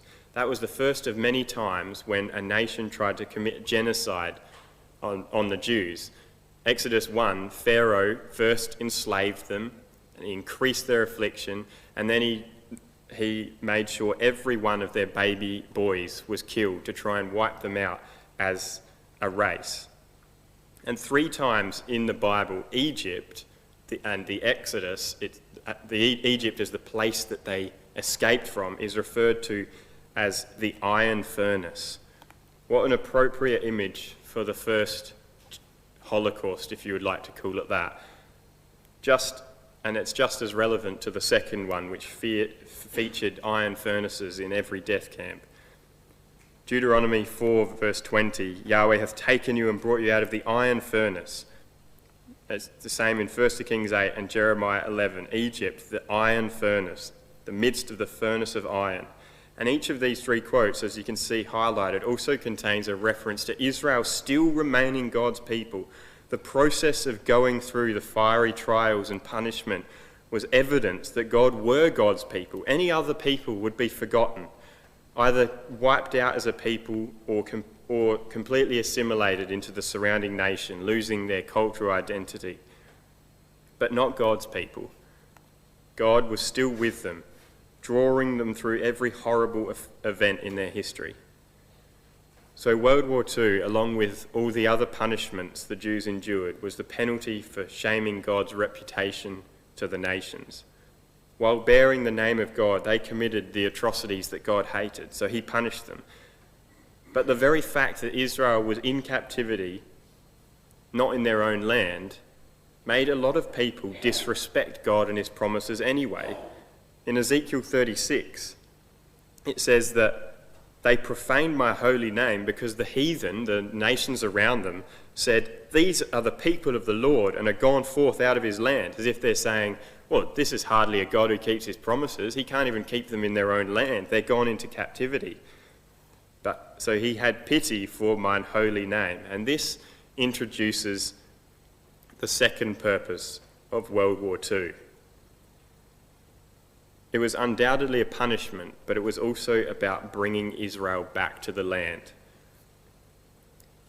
In Jeremiah 16, verse 15 to 16, which is, again, our reading for tonight, we can see where this goes. We stopped with the punishment, but it continues. Actually, we'll start in verse 14. "So instead of punishment, therefore, behold, the days come that it shall no more be said, Yahweh liveth that brought up the children of Israel out of the land of Egypt." So God will no longer be known as the God of the Exodus who brought Israel out of Egypt, but Yahweh that liveth, that brought up the children of Israel from all the lands of the north and from all the lands whither he had driven them. And I will bring them again into the land that I gave unto their fathers. So God's now going to be known as the God that brought Israel back from Europe, from Russia, from all of the lands of the north that they lived in throughout thousands of years up to World War II. The world was not kind to the Jews at all through those years. And it seemed like, verse 6, I'll step back actually one moment. Verse 16 starts off by saying, I'll send for many fishers. And fishers, if you can picture the imagery of a fisher, it's someone who's baiting and trying to draw a fish in using bait. There were many fishers which were mentioned last week, leading to the Balfour Declaration, which was a declaration by Britain, the monarch of Britain at the time, that His Majesty views with favour the establishment of a national homeland for the Jews in Palestine, because Britain had gained control of Palestine. But there were many barriers to that. While the fishers had done all of the work to try and bring Israel back to the land, to bait them back, there was anti-Semitic feeling rising in Europe after World War I, and that actually extended to England. There was a lot of anti-Semitic feeling in England as well. Even though Britain had control of Palestine after World War I as well, the administrative problems of setting up a Jewish homeland became overwhelming, and Britain kept putting it off, and it was also a diplomatic problem with the people who lived in the land at the time. And finally, many of the Jews in Europe were quite happy to be living their affluent lives in modern environments rather than moving to a barren land where they'd have to do back-breaking work, farming this swamp land. So that was the role. So the fishers were meant to bring them back, but everything is sort of stalled by the time we come to World War II. That's where the second part of verse 16 comes in. After the many fishers fish them, God says, after will I send for many hunters, and they shall hunt them from every mountain and from every hill and out of the holes of the rocks. Because that's where Jews were hiding. They were being hunted back. Fishers had completed their work with the Zionists laying the groundwork, but now God sent hunters to convince the Jews that they needed their own homeland where they would belong. When the war ended and the Jews were freed, there were these feelings of elation, like Psalm 126 reads, when Yahweh turned again the captivity of Zion, we were like them that dream. Then was our mouth filled with laughter and our tongue with singing. But that didn't really last long. They weren't dead, they realised. It was a miracle. But then they realised they weren't really alive either. They'd lost their lives. They'd lost every family member. They'd witnessed horrors they thought impossible. They'd lost their sanity. They'd lost their homes. 75 million people died during World War II. That's an estimate. But it's been said that while the rest of the world was counting the dead, the Jews were counting the living. Shoshana Stark, a survivor of the Holocaust, said, I went home. I didn't have anywhere I could stay. I had aunts and family, so I went to see all their apartments. There were non-Jews living in every one. They wouldn't let me in. In one place, one of them said, what did you come back for? They took you away to kill you, so why did you have to come back? I decided, I'm not staying here. I'm going. And where could they go? To the place that they had always loved, Jerusalem. They viewed their emigration to Israel as a repeat of the Exodus, exactly as it describes in Jeremiah 16. Because, for instance, one of the most famous ships that took the illegal Jewish refugees back to Israel was named the Exodus. They saw it as their escape from the iron furnace. And God says that the emigration of the Jews back to Palestine was a witness to his existence. In Ezekiel 36, he says, I do not this for your sakes, house of Israel, but for my holy name's sake, and that all nations shall know that I am Yahweh. It's all about God's name being retained. And all of this led to the declaration of the state of Israel, all the Jews back in the land in 1948, which is next week's lecture. But how did that actually happen because of World War II? Well, just briefly, as the horrors of the Holocaust became known, the world was motivated by various feelings to now support the establishment of a Jewish state. There'd been no other point in history where a majority of the world's nations would have supported the Jews. They were hated throughout history. Some felt compassion for the Jews and what they'd suffered. Many just felt personal guilt and shame for the world that they were a part of, what they'd done to the Jews. Many just wanted the Jews gone. But whatever the case was, God had worked to save his people and send them back to the land. I was going to do a small digression on the horrors, how God allows this horrible war to even happen at all, because that's a common question that people will ask of God. How does he allow this to happen? But unfortunately I don't have time to cover that in detail.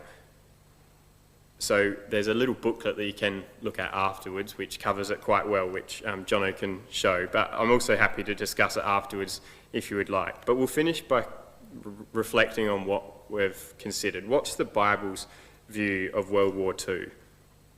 It was undoubtedly to punish his people for their sins, for what they'd done to God's name.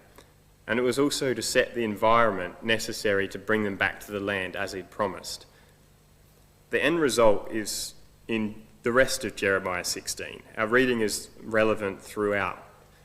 And verse 17 mentions that mine eyes, this is God saying, mine eyes are upon all their ways. They are not hid from my face, neither is their iniquity hid from my eyes.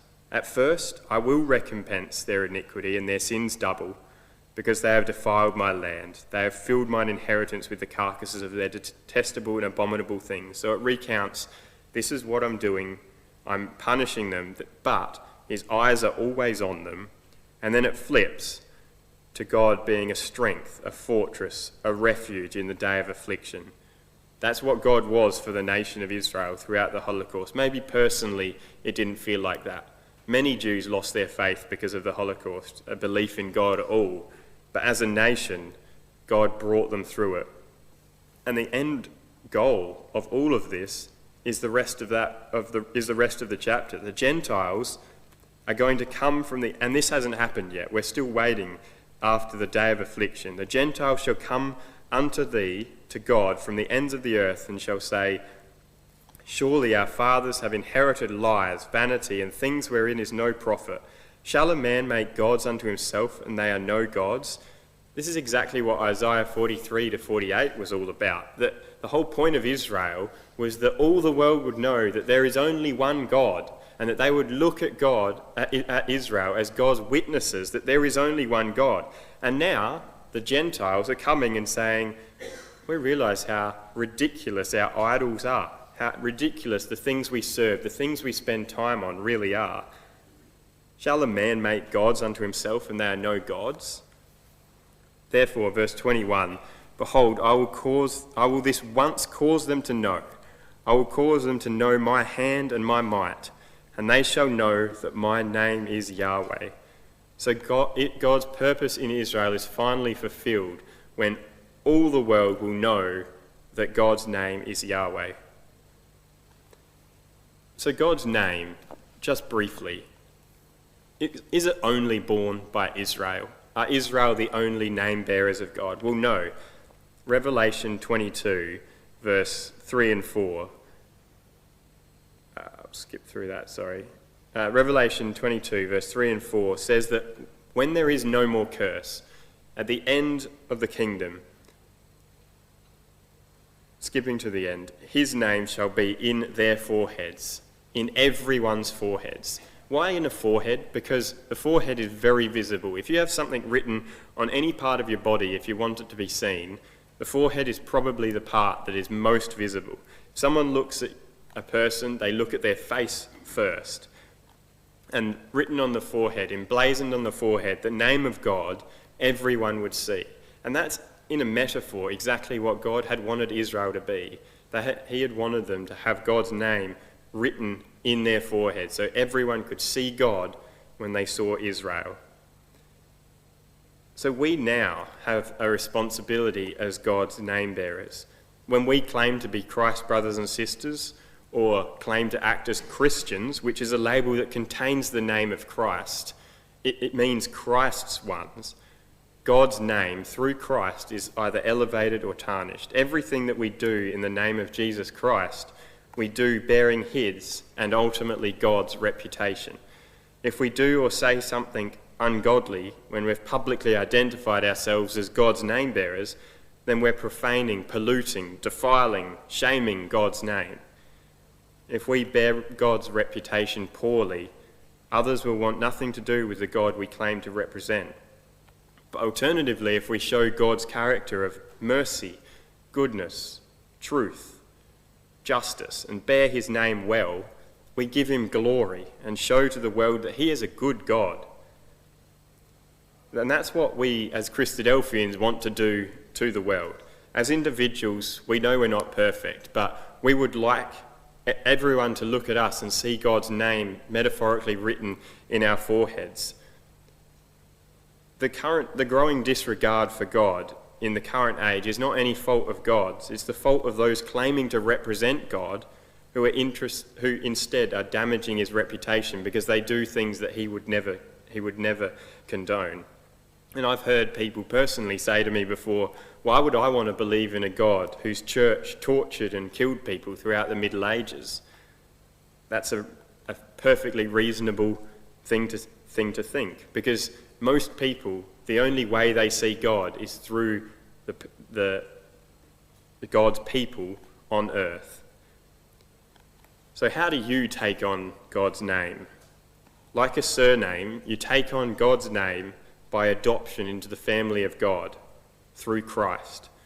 And that's through baptism. We can be adopted and be called the sons and daughters of God, adopted into his family for eternal salvation. To close, I want to leave you with just one task. Every time you see or hear about Israel in the news, think about how miraculous their existence is. How did they survive the horrors of the Holocaust? The answer is God. God placed his name in them and declared them to be witnesses to his existence and to the fact that he keeps his promises. So whenever you see Israel, see God.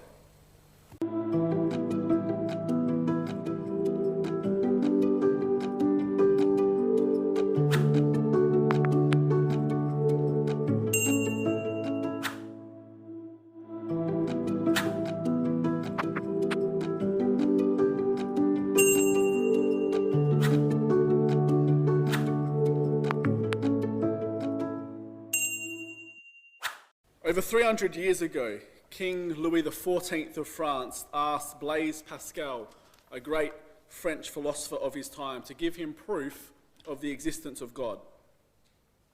And without hesitation, Pascal replied, "The Jews, Your Majesty, the Jews."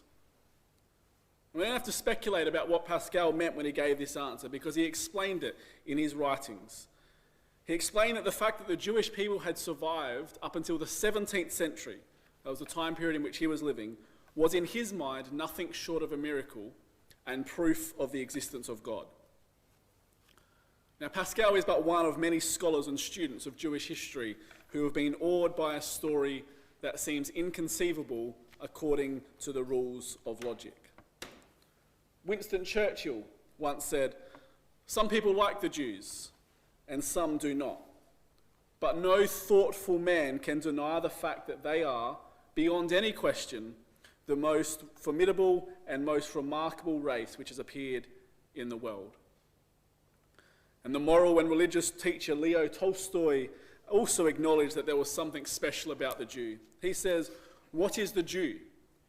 What kind of unique creature is this, whom all the rulers of all the nations of the world have disgraced and crushed and expelled and destroyed, persecuted, burned and drowned, and who, despite their anger and their fury, continue to live and flourish. But while men might wonder and marvel at the phenomenon of the Jew, the Bible explains Israel's purpose and the reason for their existence.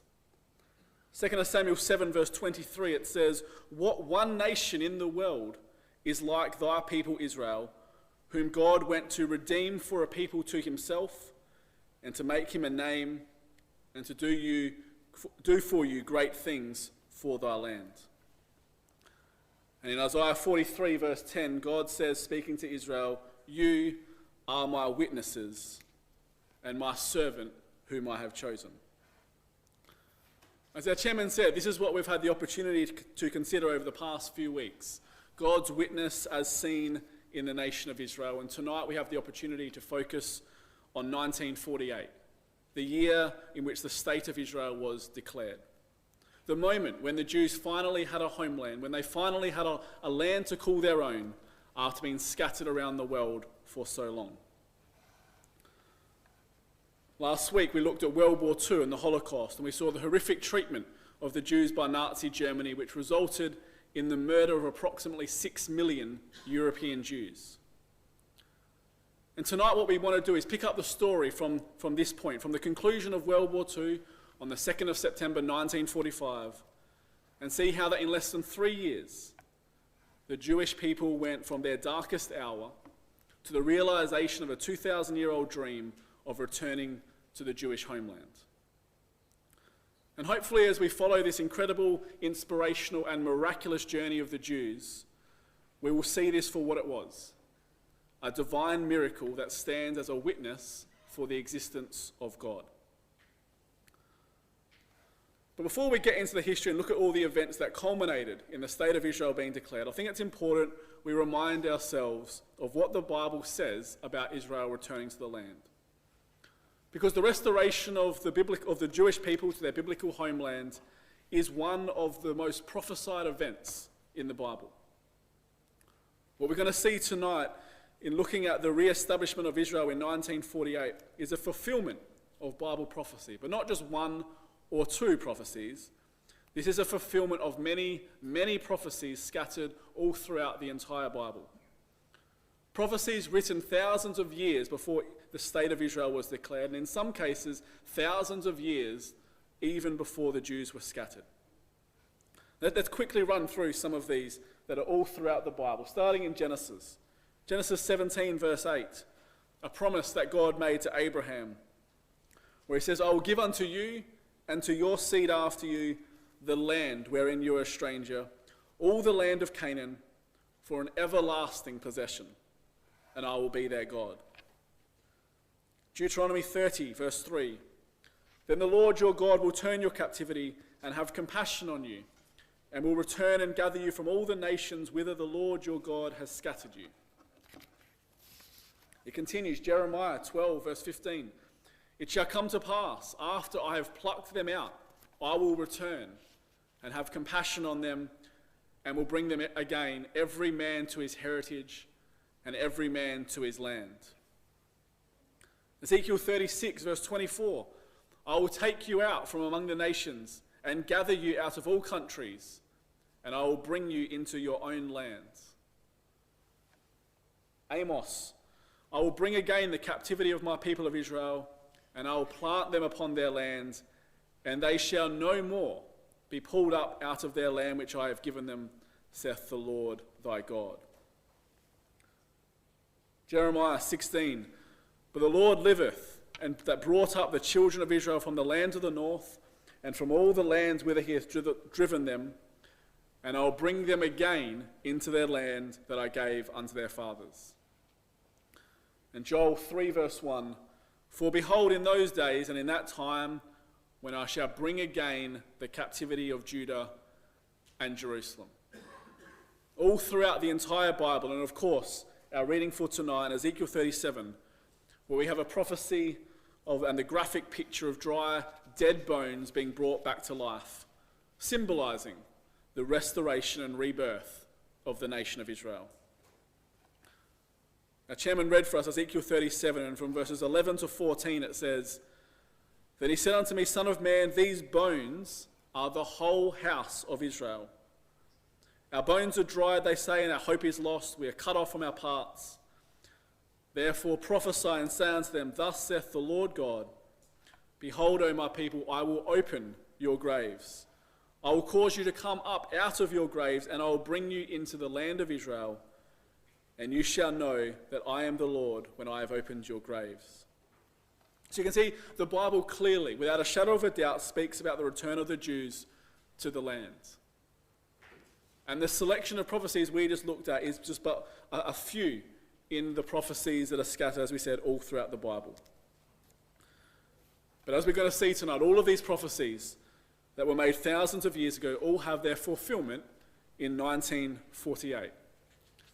When Israel's establishment as an independent sovereign state was officially declared on the 14th of May, 1948.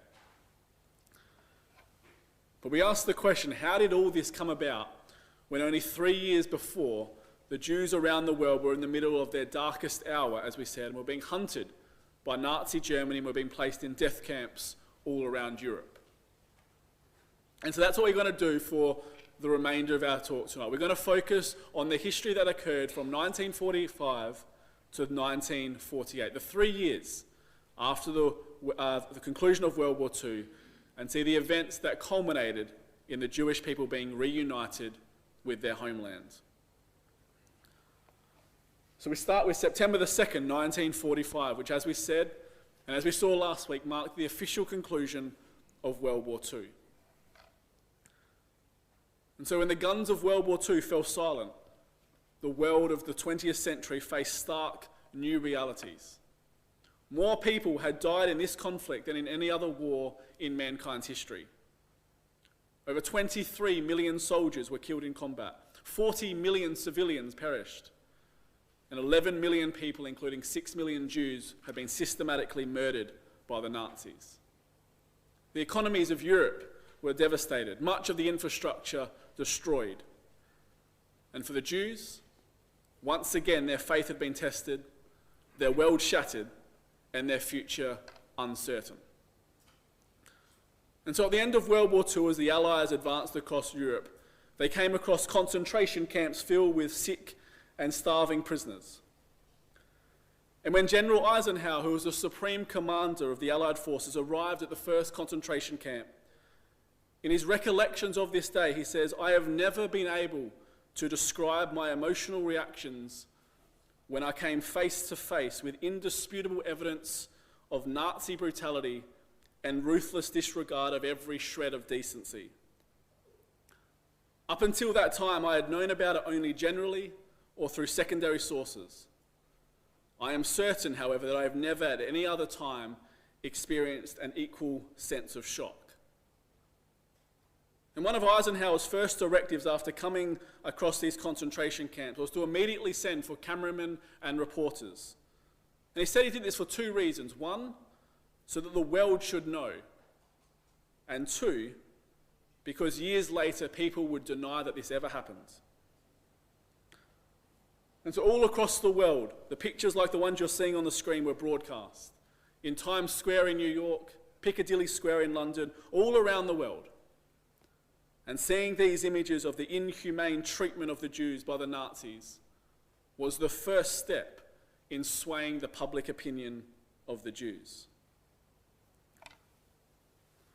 But as we said, the concentration camps were liberated. The Jewish survivors walked through the open gates, but they only had the clothes on their back, and they had little or no information about what had happened to their families, their communities, and their loved ones. And so it slowly dawned on these Jews that yes, they were free, but what exactly did this mean when they got outside the gates of the concentration camps? There were no vehicles to take them away. They had no road maps. They were left abandoned. There were no psychiatrists, no psychologists, no one to help them deal with the trauma of the last 6 years. There was no one there. And unfortunately, they began to realize that slowly that no one wanted them.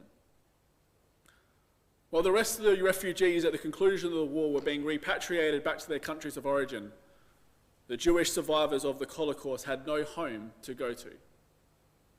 Yes, some of them tried to go home to the places they were living before, but even after the terrible persecution and events of World War II, anti-Semitism continued to prevail all across Europe, particularly in Poland.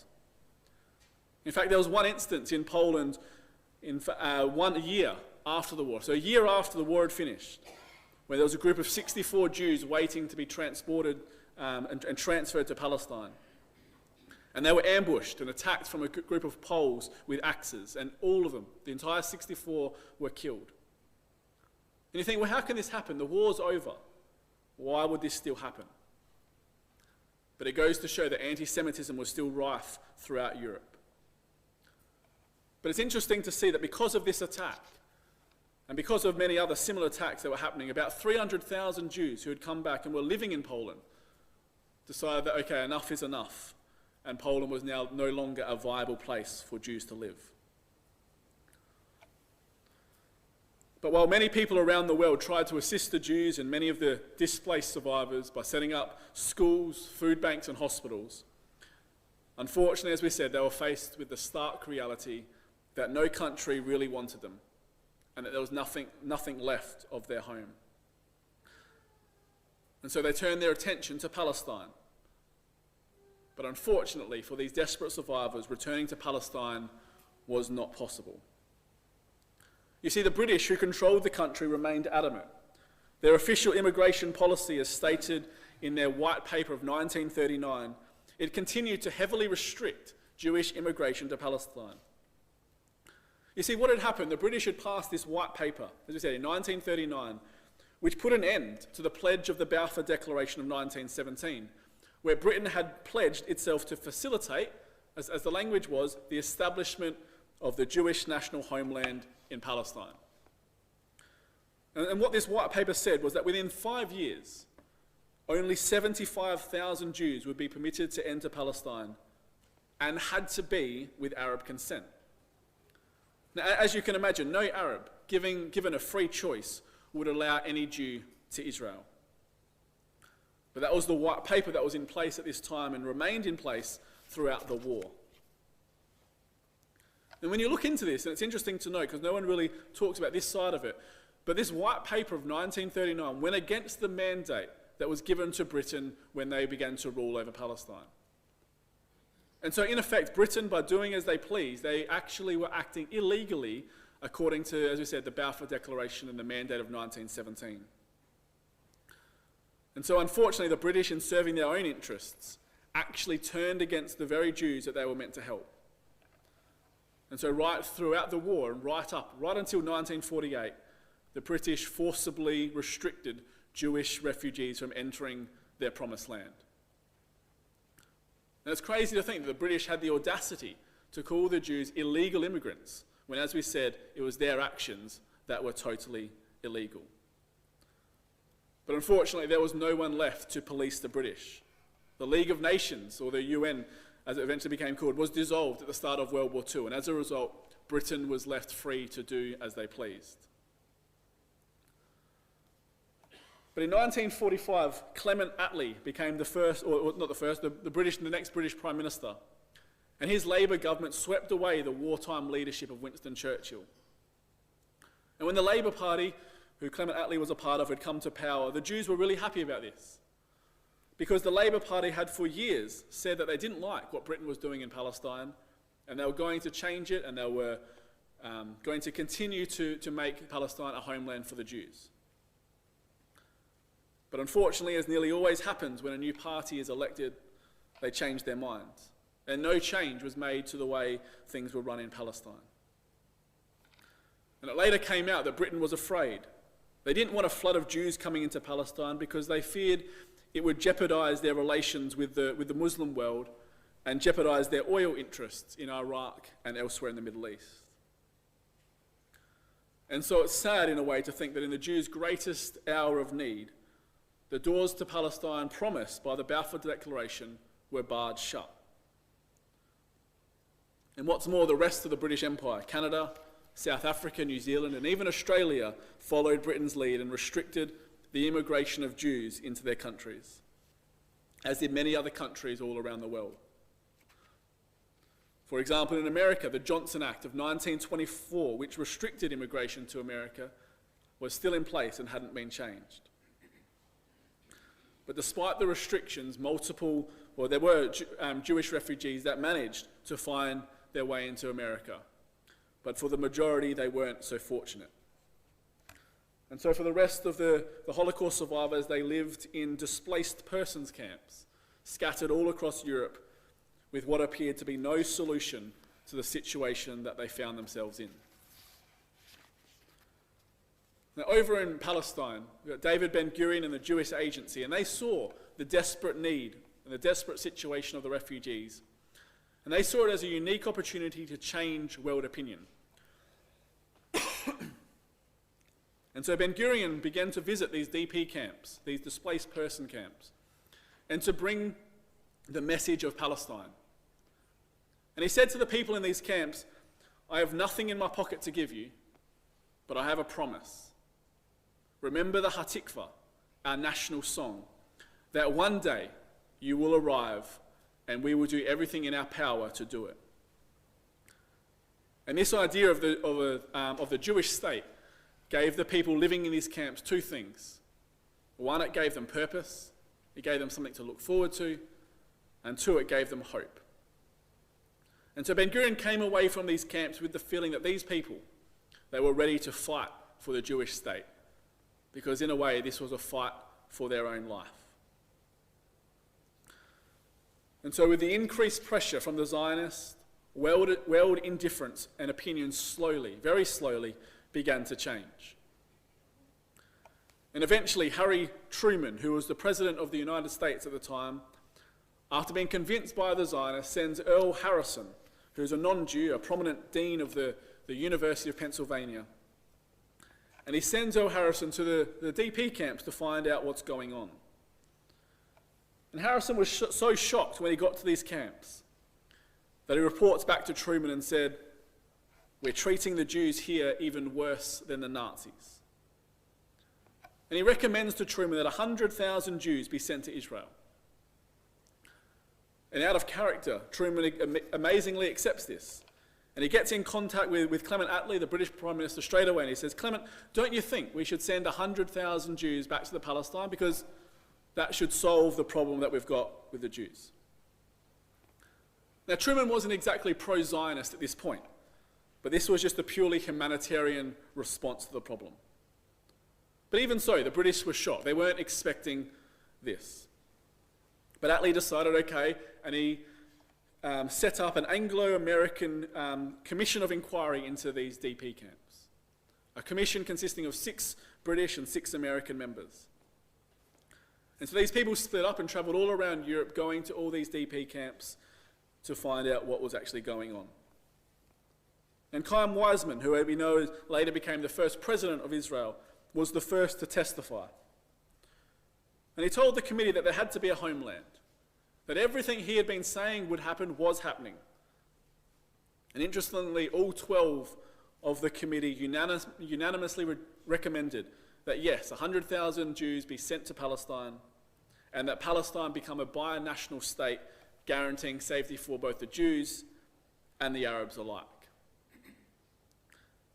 But you see, now the Zionists were in a bit of a dilemma.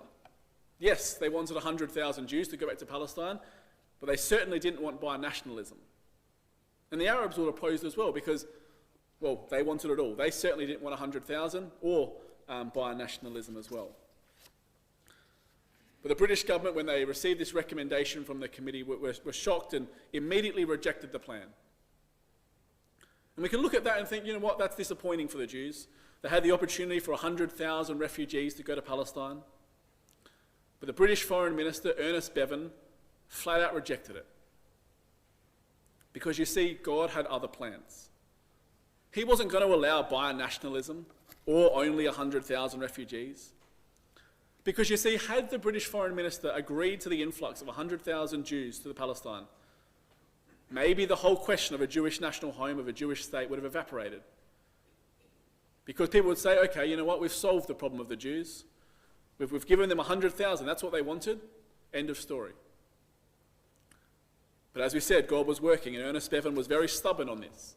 He wouldn't allow a single Jew above the quota of the 75,000, which was part of that white paper. And so we can look back on this and see that Ernest Bevan's actions were actually another example of God's hidden hand working in Jewish history.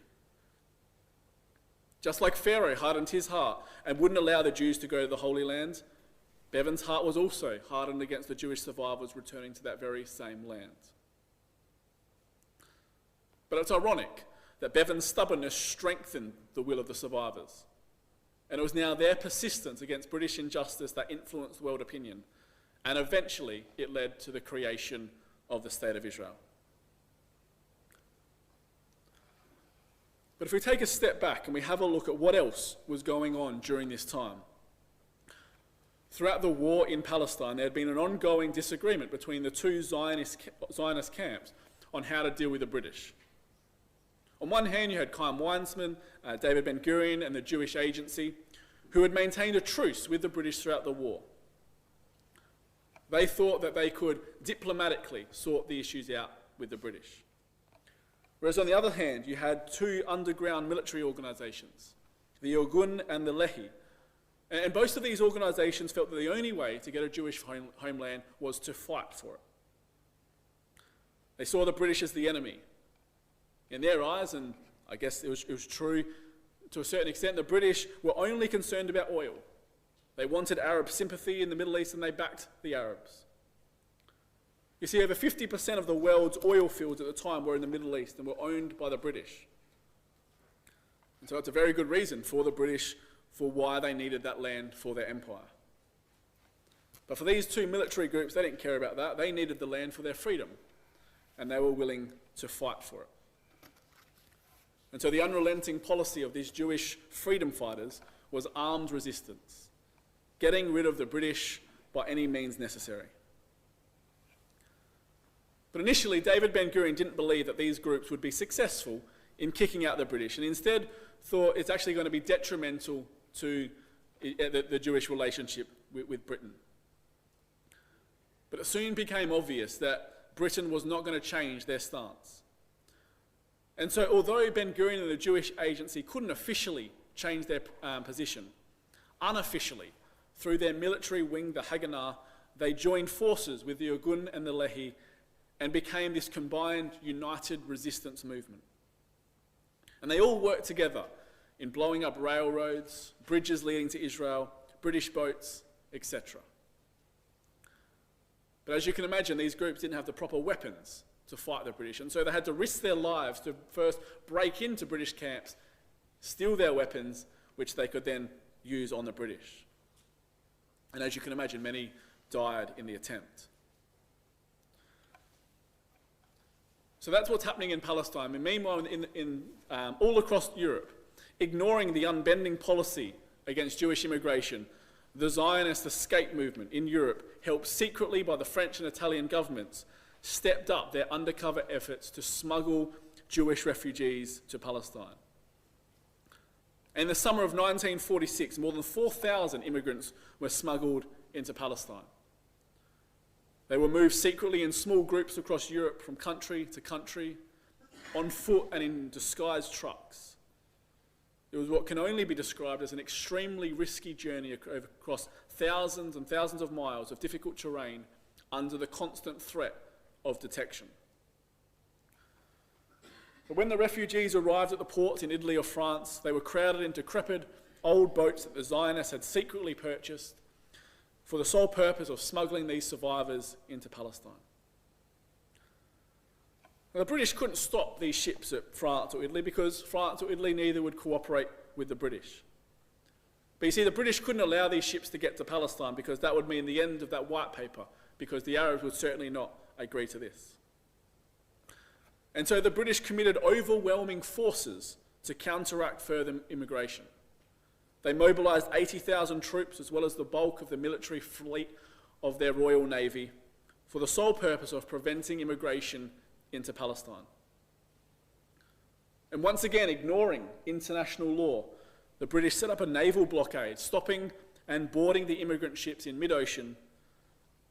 And once they took control of the ships, they escorted them into Palestine, where the refugees were then sent to a detention camp just outside Haifa.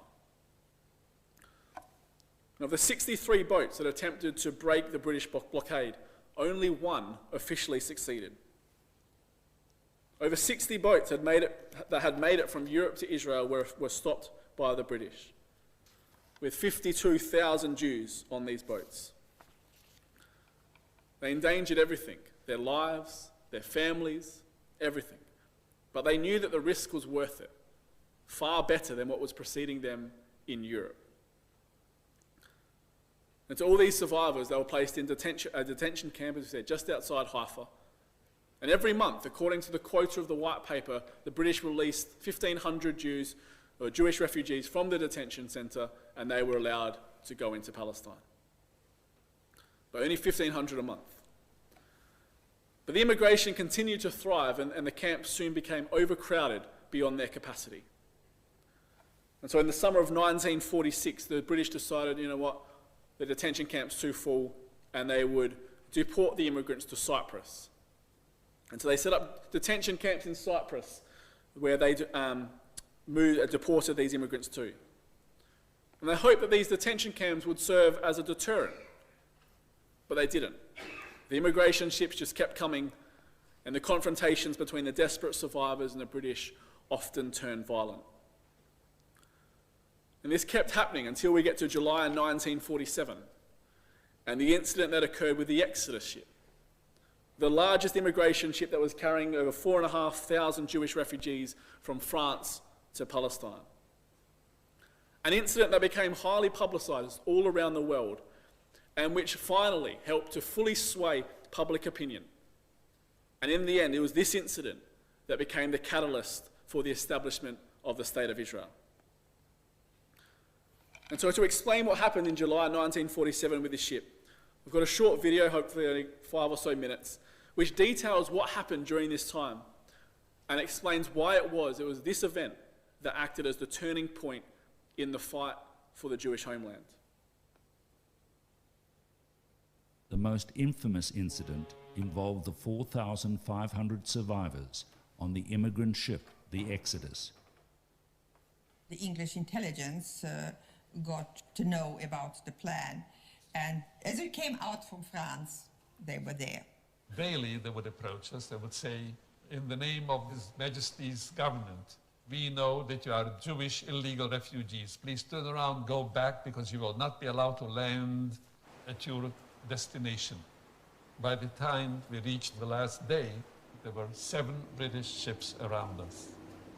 When they came to the conclusion that we are not heeding their command, they rammed the ship. The British boats were sandwiching us in now, and our boat was lifted up into the air. And we heard the boards of our ship cracking, splintering. The water went in and people were standing until here in water, the people that were on the lowest deck. Soldiers, helmets on, each of them had a shield in his hand, and they were ready to jump from their boat, but 800 hands were raised and 800 cans of goods were flying in the direction of the British, and within a few seconds the British decks on the 2 sides were cleared. The soldiers ran away because there was an overwhelming response, cheers of the young people, and that was the first time that our people could give expression to their frustrations of all those years. To see, now we were fighting back. You see, that was a great moment. There was a battle that was maybe 1.5 to 2 hours until the English just threw in tear gas, and we didn't see anything. A young fellow threw himself at the grenade and threw it back at the British boat. Now the British saw that he picked up the grenade and they killed him.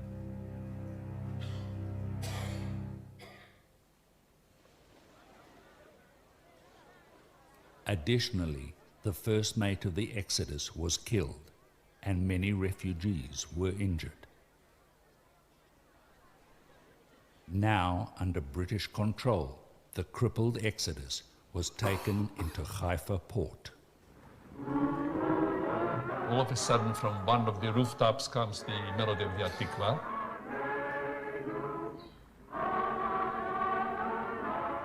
And then when the shore stopped singing, the front of our boat picked up the Atikva.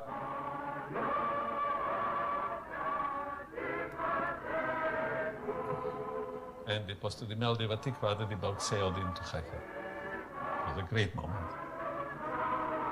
It was the most tearful, the most screaming Hatikva that can be. All those people, everyone with his bundle of suffering that he went through, and here you see Palestine and the English are at your back.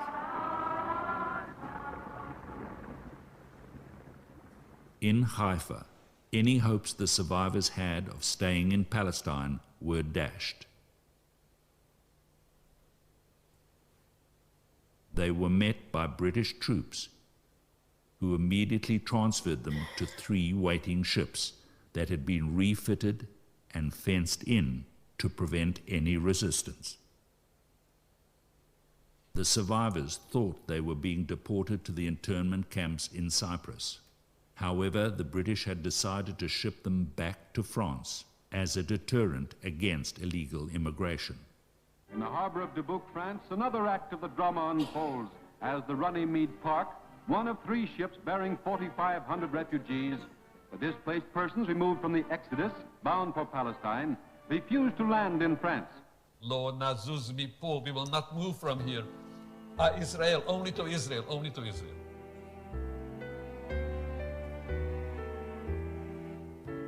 For 3 weeks, the standoff between the British and the survivors on the ships continued. Living conditions were deplorable.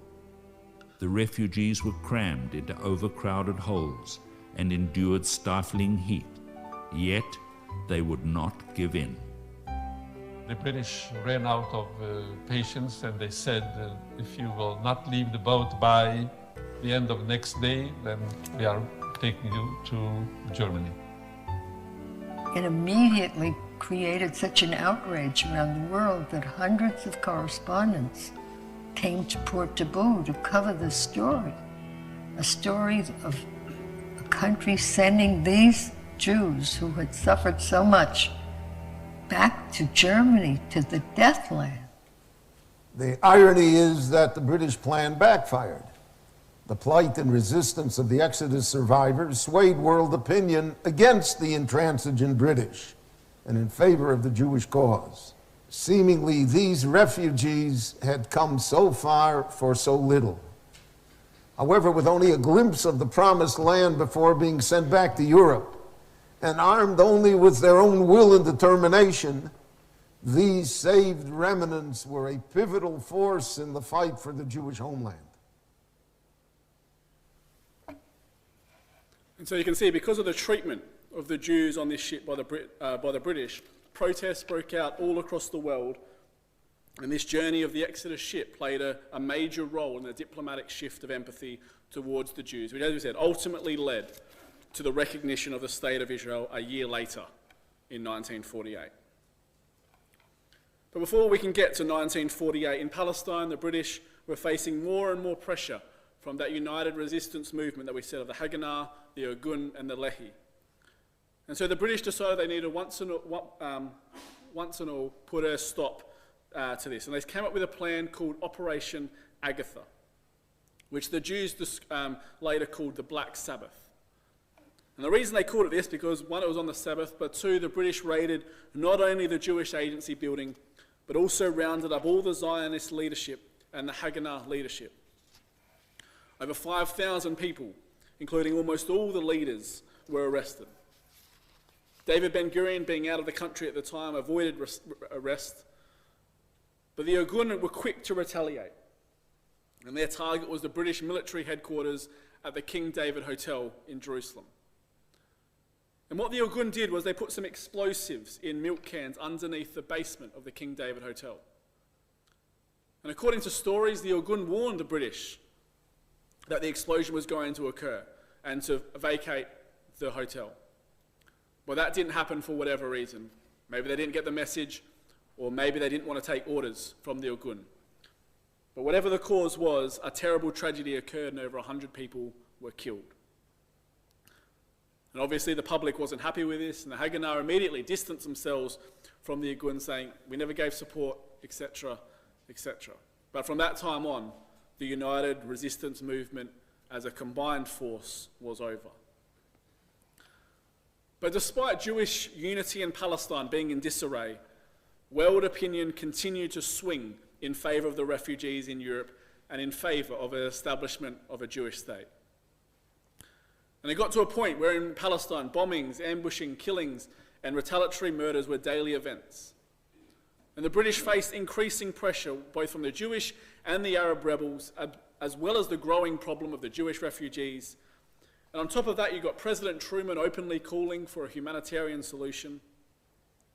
And so with all that happening, in frustration and with the inability to solve the problems, the British said, that's enough.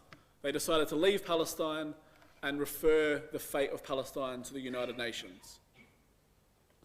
The British couldn't cope with the question of illegal immigration, and the struggle in the country became worse from day to day.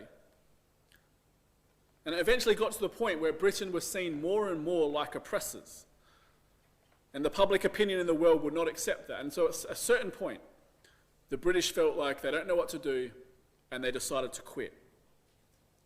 They felt like they were the punching bag of both the Jews and the Arabs, because both sides wouldn't agree to anything that was acceptable to the other. And so in May 1947, having been given the Palestine problem to solve, the United Nations formed the United Nations Special Committee on Palestine, or UNSCOP, an 11-member committee for the sole purpose to investigate the situation. And so it was up to this committee now to bring about God's purpose of a land for Israel. And the first thing this committee did was the exact same thing that the Anglo-American committee did straight after the war. They visited the DP camps all around Europe to get stories and see for themselves the people's need for a land of their own. So UNSCOP on the 1st of September 1947 announced its recommendation that there would be a separate Jewish and a separate Arab state in Palestine. Now, this date is significant, and it shows that God is working behind the scenes to bring about his plan.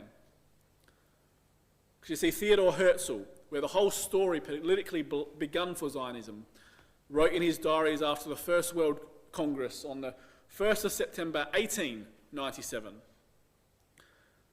if I say that in 2, 3, or 5 years a Jewish state would be created, everybody would laugh at me. But certainly in 50, everyone will know it.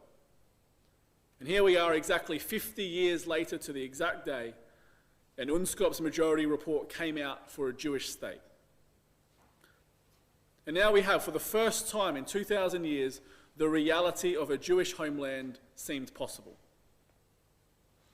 But with 56 members of the United Nations yet having to vote on this partition plan, the outcome was far from certain. And so the race for Palestine was on, as it were, and the diplomatic manoeuvring by both the Arabs and the Jews to lobby the member nations of the UN for their vote became a country-by-country struggle for the Zionists to ensure support for their dream of creating a Jewish state and a homeland for the Jewish people. Now, as you can see, the UN's partition plan for Palestine gave the Jews a disjointed and sometimes disconnected country.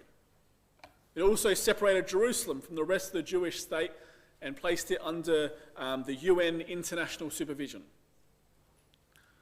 But although the UN's proposal was far from ideal, the Zionists quickly agreed to the UN plan of 2 states, one Jewish, one Arab. However, the Arabs not only rejected the plan in its entirety, they warned that if it should go ahead, that they would push the Jews into the sea. But on November the 29th, 1947, the resolution to partition Palestine and establish a Jewish state was put to a vote. Afghanistan, no. Argentina, abstention. Saudi Arabia, no. Soviet Union, yes. United Kingdom, abstain. The United States, yes. The resolution of the DUC Committee for Palestine was adopted by 33 votes, 13 against, 10 abstentions.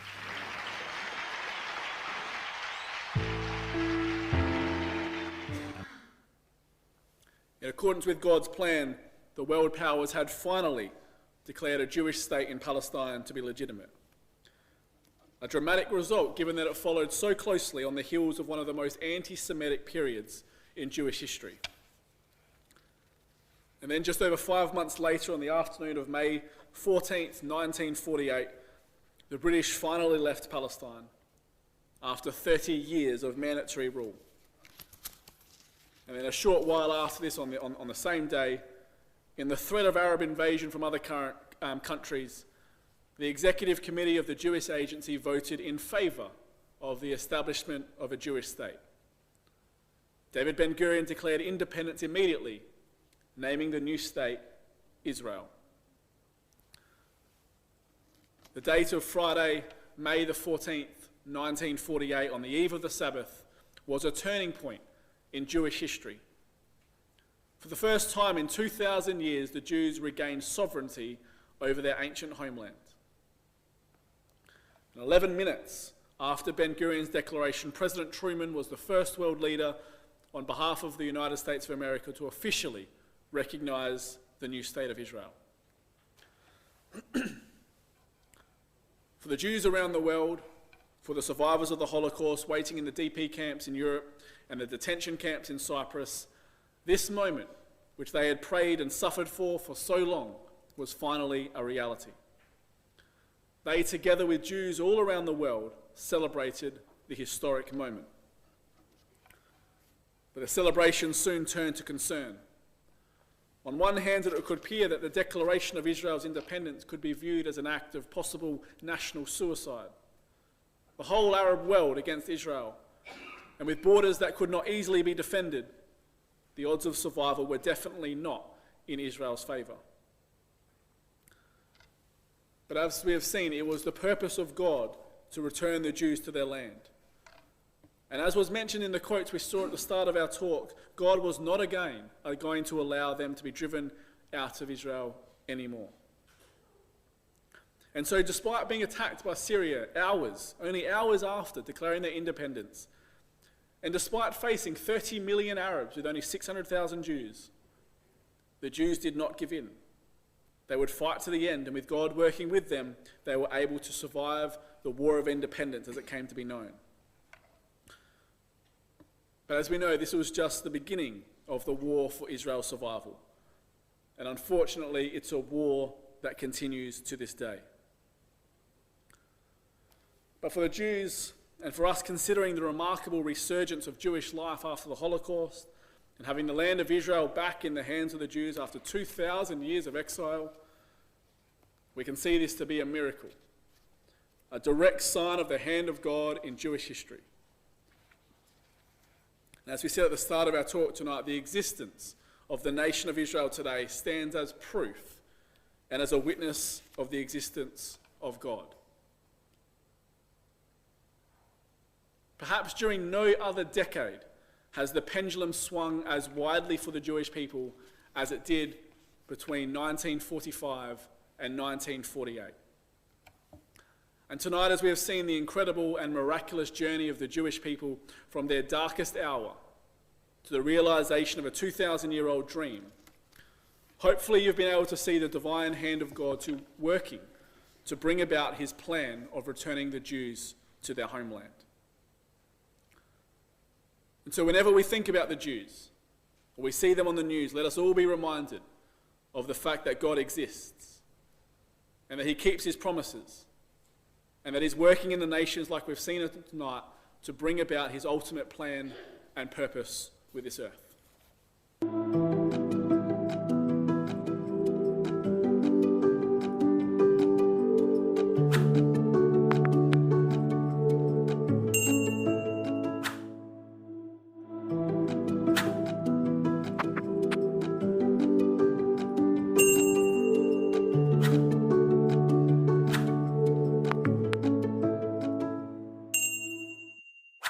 Over the last 4 weeks, we've considered Israel's recent history.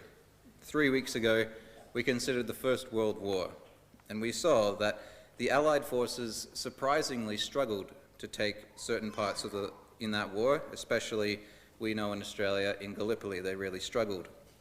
But we also observed how the Allied forces surprisingly were successful in taking the Middle East. 2 weeks ago, we were then reminded about the awful destruction of millions of Jews in the Second World War.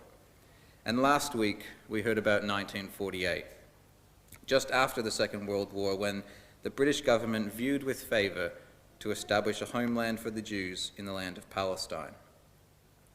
And while those 3 weeks may have been really interesting to those of us who enjoy history, the point of this series has not just been to show you about Israel's history in the last 100 years. The purpose of our series has been to show you Israel's history so that you can see God and know that he exists. And therefore, if you can see that God exists, then naturally that's going to affect the decisions that you make and how you live your life. And so tonight's going to be really no different than the last few weeks. The only difference is going to be the part of history that we'll be considering. We hope to show once again, though, that what might look from the untrained eye might look like just another war is in fact not at all. Hopefully we can go through a little bit of training early on in our lecture tonight so that we can see, by looking at God's word, that this war in 1967 is much more than just any old war. It is indeed a witness to the fact that God exists. And our training is going to start back in the Old Testament. There's 3 levels of training that we're going to go through quickly tonight. These three things we all sort of need to appreciate, first of all, and they all play into why the events in 1967 occurred. And so our first level of training, we're going to find 2 things that God finds important and special to him. The first is his city. God says in 1 Kings 11, verse 36, "David, my servant, may have a light always before me in Jerusalem, the city which I have chosen me to put my name there." And this is not at all the first time in the Bible that this is mentioned. It's mentioned throughout the Bible. And this quote I've really just chosen because it's one of the more clear and succinct verses for our purposes tonight. It very clearly says for us that Jerusalem is God's city. And the other important thing to God is his people. We see from a multitude of other scriptures that God's people is Israel, the Jews. Exodus 3 verse 10 and 7 verse 4 both say that God's people are the children of Israel. And Deuteronomy 7 verse 6 to 8, Moses is talking to Israel, and he says to them that they are a holy people unto the Lord their God. The Lord their God chose them to be a special people unto himself, above all people that are upon the face of the earth. The Lord didn't set his love on them or choose them because they were more in number than any other people. They were actually the fewest. But he chose them because he loved them and because he would keep the promise which he'd sworn to their fathers. And so the Jews, the seeds of Abraham, Isaac, and Jacob, were the children of Israel, and they were God's special people, no one else. And so those are the first 2 fundamental things we want to get right in our first level of training. God's people are the Jews. God's city is Jerusalem. That's the first level of training. Pretty easy and straightforward and quick. And we're now going to move on to level 2 training from our reading in Luke 21. The chapter starts with Jesus in verse 5, sitting on the Mount of Olives with his disciples. And this actually occurs just a couple days before Jesus ends up being crucified. And his disciples are looking down from the Mount of Olives, looking back at Jerusalem, marveling at the size and the magnificence of the temple that's in Jerusalem. And they point down in verse 5 and highlight its magnificence. Christ then turns and looks at the temple before saying in verse 6 that the days are going to come in the which there shall not be left one stone on another that will not be thrown down. And so the disciples, having their enthusiasm very quickly quelled, they turn to him and ask, when are these things going to be? What sort of sign can we look for to know that these things are going to come to pass? And Christ begins to prophesy to them. He says that there's going to be people who profess to be Christ and are not. Don't follow them, Jesus warns. He says there's going to be wars and rumors of wars. Don't be scared, Jesus says. These things will have to happen. He says that nations are going to rise against each other, that there's going to be earthquakes, famines, fearful sights, and signs from heaven. He prophesies of persecution of the believers, that believers are going to be thrown into prison, but Jesus says, don't worry. He tells his closest friends, the disciples particularly, they're going to be betrayed by their friends, their family, that some of them will even die because of their association with him. But it's okay, says Jesus. Be patient, he says in verse 19. And in verse 20, Jesus then says that when it looks like it's too late, when there's enemy armies surrounding the walls of Jerusalem in the near future, it looks like it's about to be destroyed, at that time, Jesus says, to flee the city of Jerusalem, to run to the mountains. And you know what? In less than 40 years, all of those things that Jesus said would happen did happen. False prophets rose up, attracting a following just as Jesus warned would happen. A noted historian at that time named Josephus even records an Egyptian prophet who gathered a following of about 600 people. This Egyptian prophet brought all of his followers to a very similar spot to where Jesus and his disciples are, on the hillside outside of Jerusalem. And he says that at his command, the walls of Jerusalem would fall down and they would be able to enter into the city of Jerusalem. Well, he was a false prophet, and so this did not happen. Instead of the walls of Jerusalem falling down, the Roman armies came up over the hill, killing 400 of those followers, taking the other 200 captive alive. Supposedly, the Egyptian false prophet escaped, but according to Josephus, was never seen again. Jesus also warns his disciples there's going to be wars, rumors of wars, and this also happened about 35 years after Christ's death in AD 66. We know that the Jews rebelled against the Romans at that time. They were led by a Jew named Simon Bar Goria, and that rebellion wrestled Jerusalem out of the hands of the Romans, and the Jews controlled Jerusalem. It was only controlled for a brief time, though, because the Roman army, led by Vespasian, charged into the region, took all of the cities all around Jerusalem in quick succession, and then Vespasian just sat outside Jerusalem, surrounding the walls, letting the rebellious Jews simply die of starvation in the city that they loved so much. He commenced that siege of Jerusalem in AD 69, in about the month of July. That siege lasted for 5 months, and all of a sudden, Vespasian left Jerusalem and went back to Rome. We know that this was because his father had died.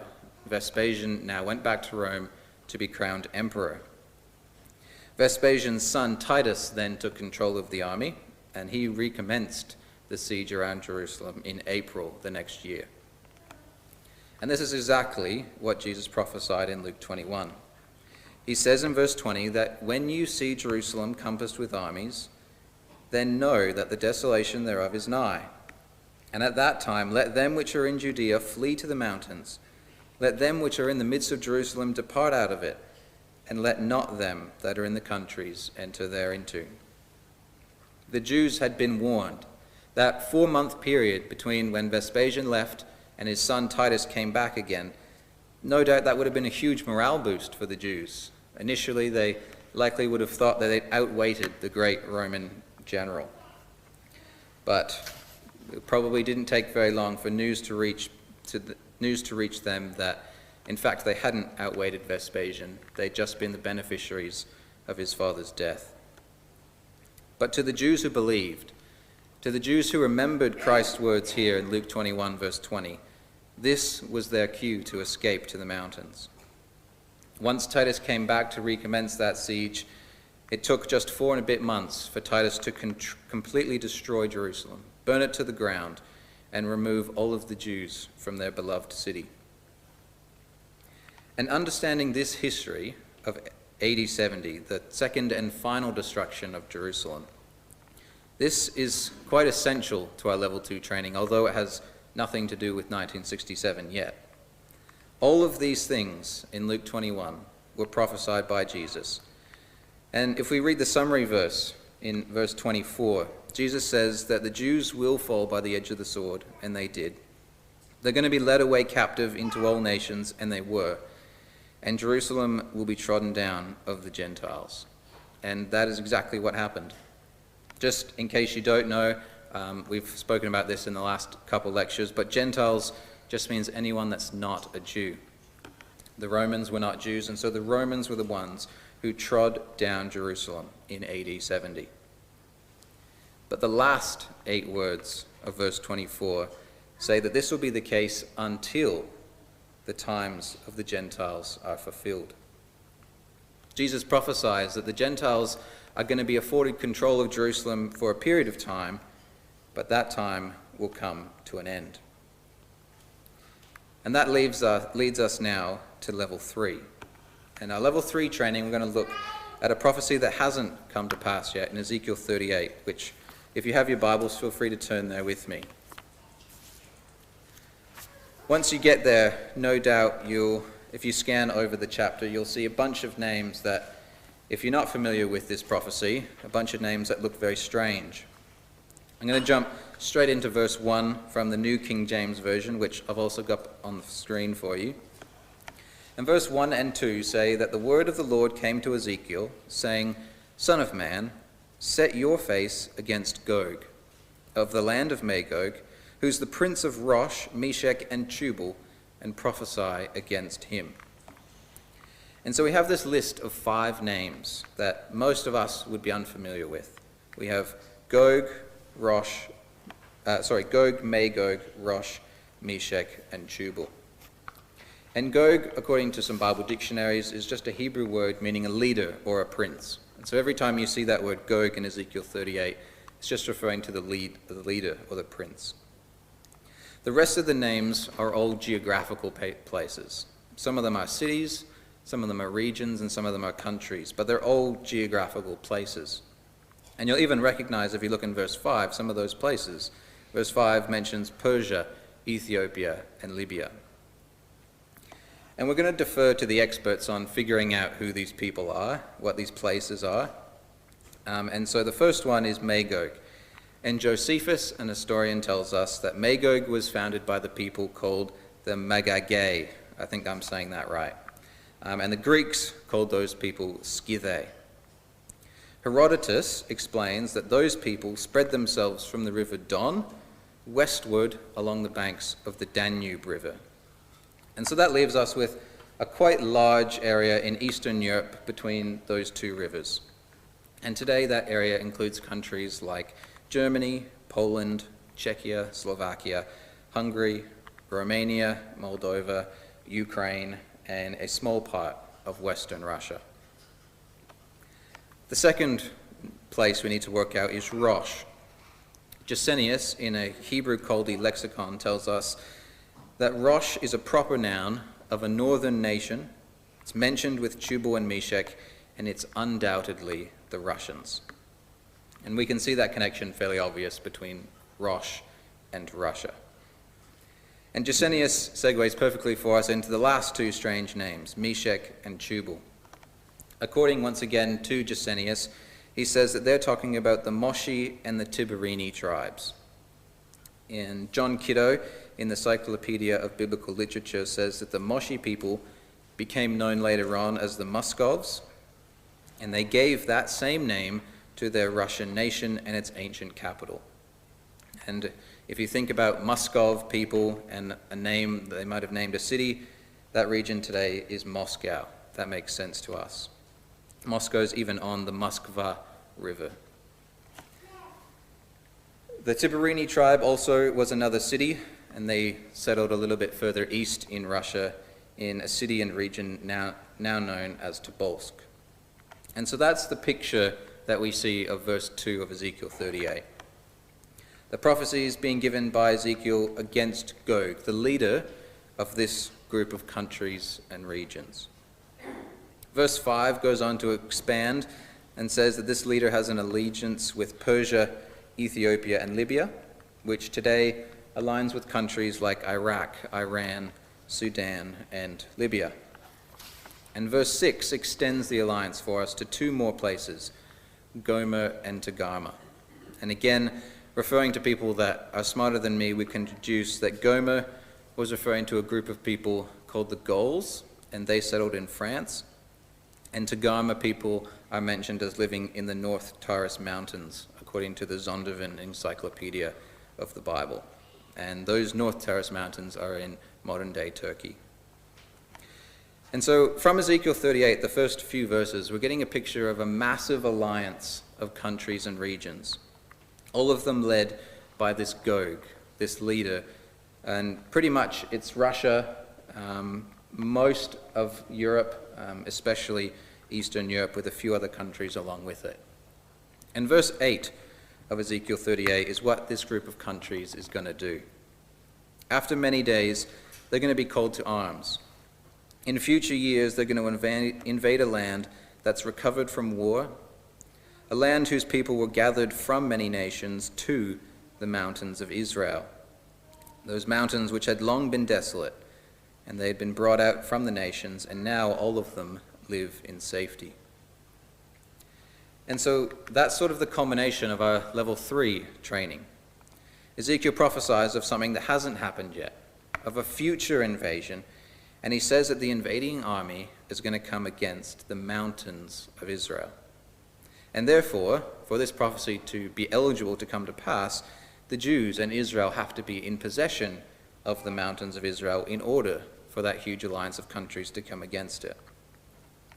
And so to summarize quickly, we've got level 1, God's special people, the Jews, God's special city, Jerusalem. We notice in level 2 that everything that Jesus had prophesied of in Luke 21 has already happened exactly like he said it would. The only thing we're waiting on now is that when the times of the Gentiles are going to be fulfilled. And finally, level 3 training, we've seen that the Jews must be in control of the mountains of Israel before Ezekiel 38 can come to pass. And so now that our eyes have been somewhat biblically trained from the Bible's perspective, now I want to tell you about the Six-Day War in 1967. It wasn't just another war. To our trained eyes now, we were going to see it was no doubt God's hand working through the Jewish people in the Six-Day War. Cameron set the scene for us last week, showing us this map, highlighting the land that the Jews were given initially on the left in 1948. The Jews' land displayed in blue there. And also on the right, we're seeing after the War of Independence for the Jews, the purple land they were able to take from the Arabs at that time. A remarkable victory for the Jewish people. But now I want to introduce you to two Egyptian soldiers that fought in that War of Independence in 1948. Gamal Abdel Nasser and Abdul Amr. Major Nasser was stationed with about 4,000 troops in the village of Al-Fallujah, and that's originally in the territory given to the Arabs. But during that 1948 war, Major Nasser and his 4,000 troops were held under siege by the Israelis for 4 months, before Egyptian soldiers were eventually allowed to return to Egypt, and Israel assumed control of that area. When these two soldiers got back to Egypt after the failed war in 1948, they, along with many others, decided to revolt against the king of Egypt at that time. Egypt back then was a monarchy, and it was ruled by the time by King Farouk. In 1952, though, he was overthrown. The Egypt monarchy ended, and in its place, the new Republic of Egypt. And the man in charge was President Gamal Abdel Nasser. His vice president Abdul-Amr, and it required military men to plan and to orchestrate this coup in 1952, and so naturally military men were now leading Egypt. And to be completely fair to President Nasser, he did a lot of great things for the Republic of Egypt, bringing it out of that monarchy. But he and his vice president both had a fiery hatred for the Jews and the newly established state of Israel. Both had already experienced defeat at the hands of the Jews once before, and they both wanted revenge. In 1964, just 3 years before the 1967 war, President Nasser hosts the first ever Arab Council. 13 Arab nations, including Syria, Jordan, Iraq, Egypt, among others, met for the first time to resolve inter-Arab conflict, and they met to adopt some common principles regarding the aggressive policies of the nation of Israel. And this meeting resulted in the UAC, the United Arab Command, which was a unified military command for all those Arab nations. At this meeting, this council in 1964, a handful of the Arab nations that were there wanted to declare war on Israel at that time. They wanted to have a rematch of the 1948 war. But Nasser, the most powerful Arab leader, stated in this meeting that he specifically did not want to go to war with Israel at this time. During the lead up to this war, it's also very interesting and worthy to note that the Arab state, we see the blue and the brown on the left, there was a Jewish state and an Arab state that was supposed to be set up in 1948. The Arabs, though, had not got themselves organized yet. And so, as an interim solution, the nation of Jordan, which was just to the east, took responsibility for this whole area of brown. And they granted all the Arabs living in this area Jordanian citizenship, more than doubling the population in Jordan overnight.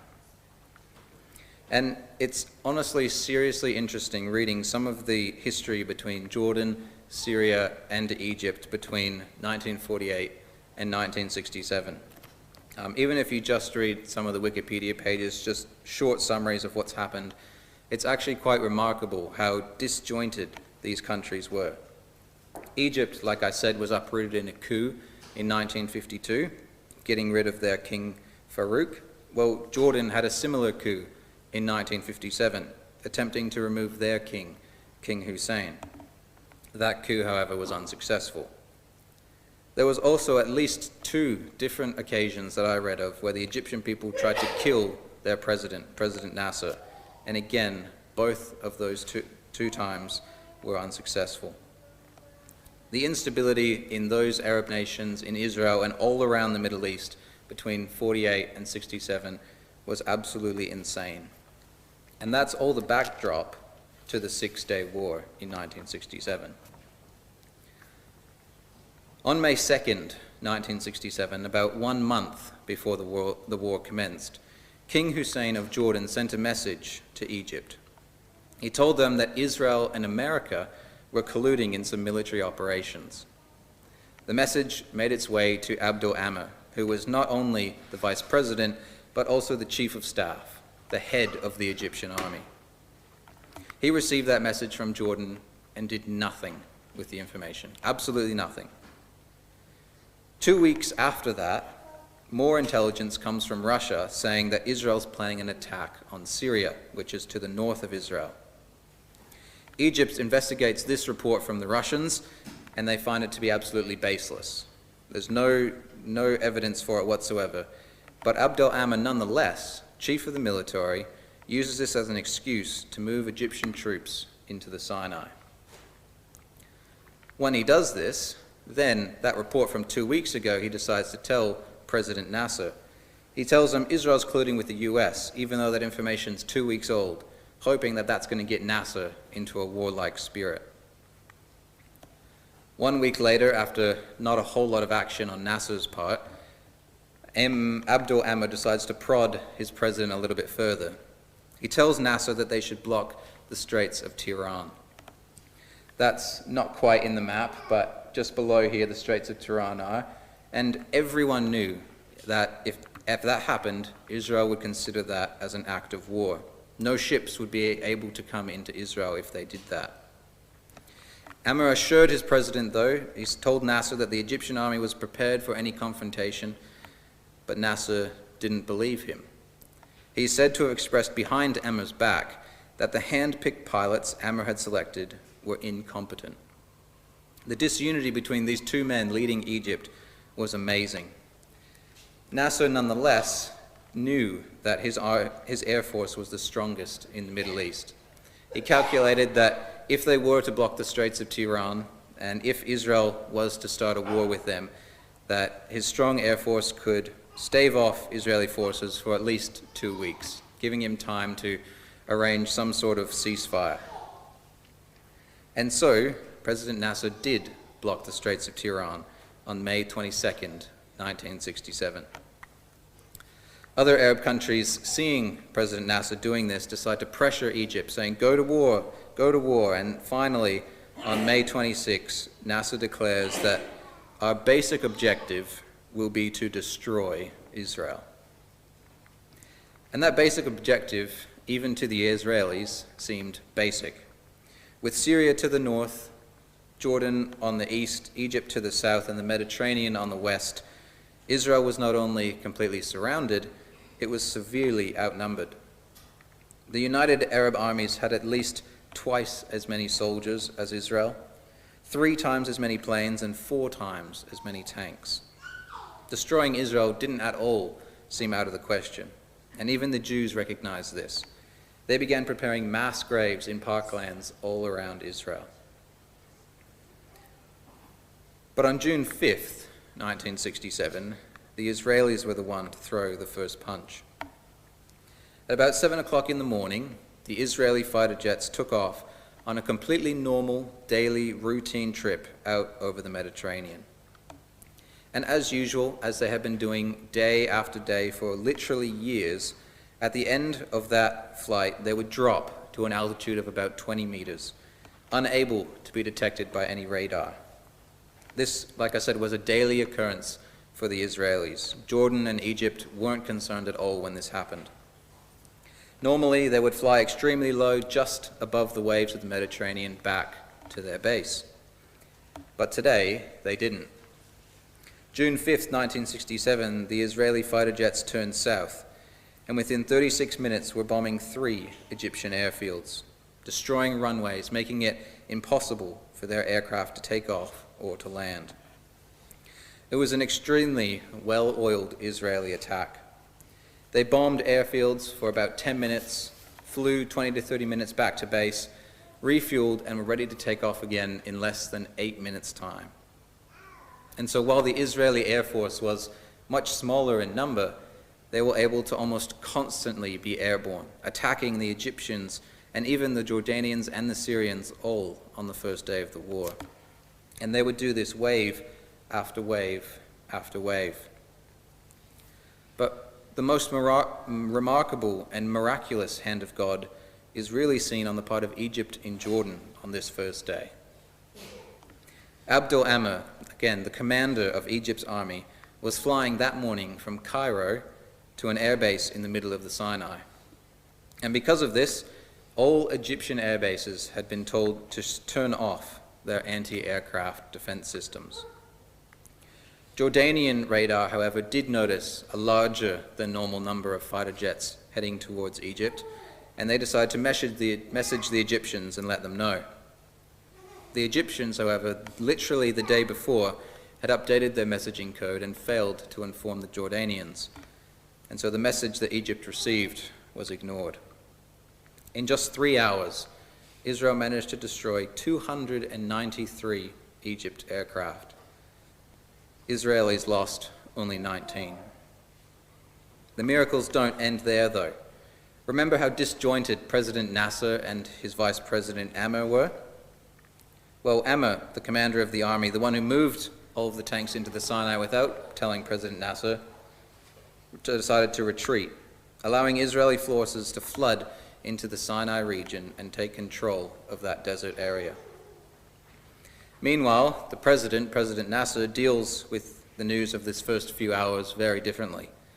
He spreads false propaganda to the newspapers and to his Arab allies, saying that they've shot down 75% of the Israeli Air Force. And he encourages the neighbors of Syria and Jordan to join in on the war.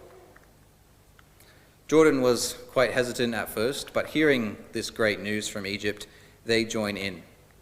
They begin raining shells on Israel, and just probably an hour or so after they start shooting at Israel, they receive a message from the UN saying, Israel told us that they won't attack you, Jordan, if you don't attack them. Well, that message was a little bit too late. Shots had been fired, and Jordanian planes had already taken off from Jordanian air bases to bomb Israeli air bases. If you read snippets from King Hussein of Jordan, he's written a book on the Six-Day War. It's actually quite comical reading some of those snippets. He writes that his planes, the Jordanian planes that went to bomb Israeli air bases, were able to attack those air bases 3 times without losing a single Jordanian plane. It sounds impressive until he adds that they destroyed 4 Israeli planes, the only ones they'd seen. King Hussein naturally assumed that Israel had so little planes on the ground because Egypt had shot them all down, when in fact there were so few Israeli planes because they were all on their way to or from destroying the Egyptian air bases. So just a few hours into the war, Jordanian radar notice that a bunch of jets are flying from Egypt towards them. And again, they just assume, based on the news that Nasser had told them, that these were Egyptian planes, helping them now destroy Israel. Instead, they're Israeli jets returning from their domination of Egypt. And at the time that they came back, all 22 of Jordan's jets were refueling. Israeli jets came over and in a matter of minutes destroyed every single one of Jordan's air force. Throughout the rest of the afternoon, Israeli forces on foot were able to take area all around the city of Jerusalem, cutting off Jordanian forces in East Jerusalem to the rest of the Jordanian army. The next day, June 6th, Israel pushed further into East Jerusalem, eventually taking the whole city of Jerusalem on June 7th, 1967. During this time, they'd also, by taking Jerusalem, also cut off a main connecting road between the north West Bank area, where some of Jordan's forces were, and the south, which, again, Jordan had more forces in the south.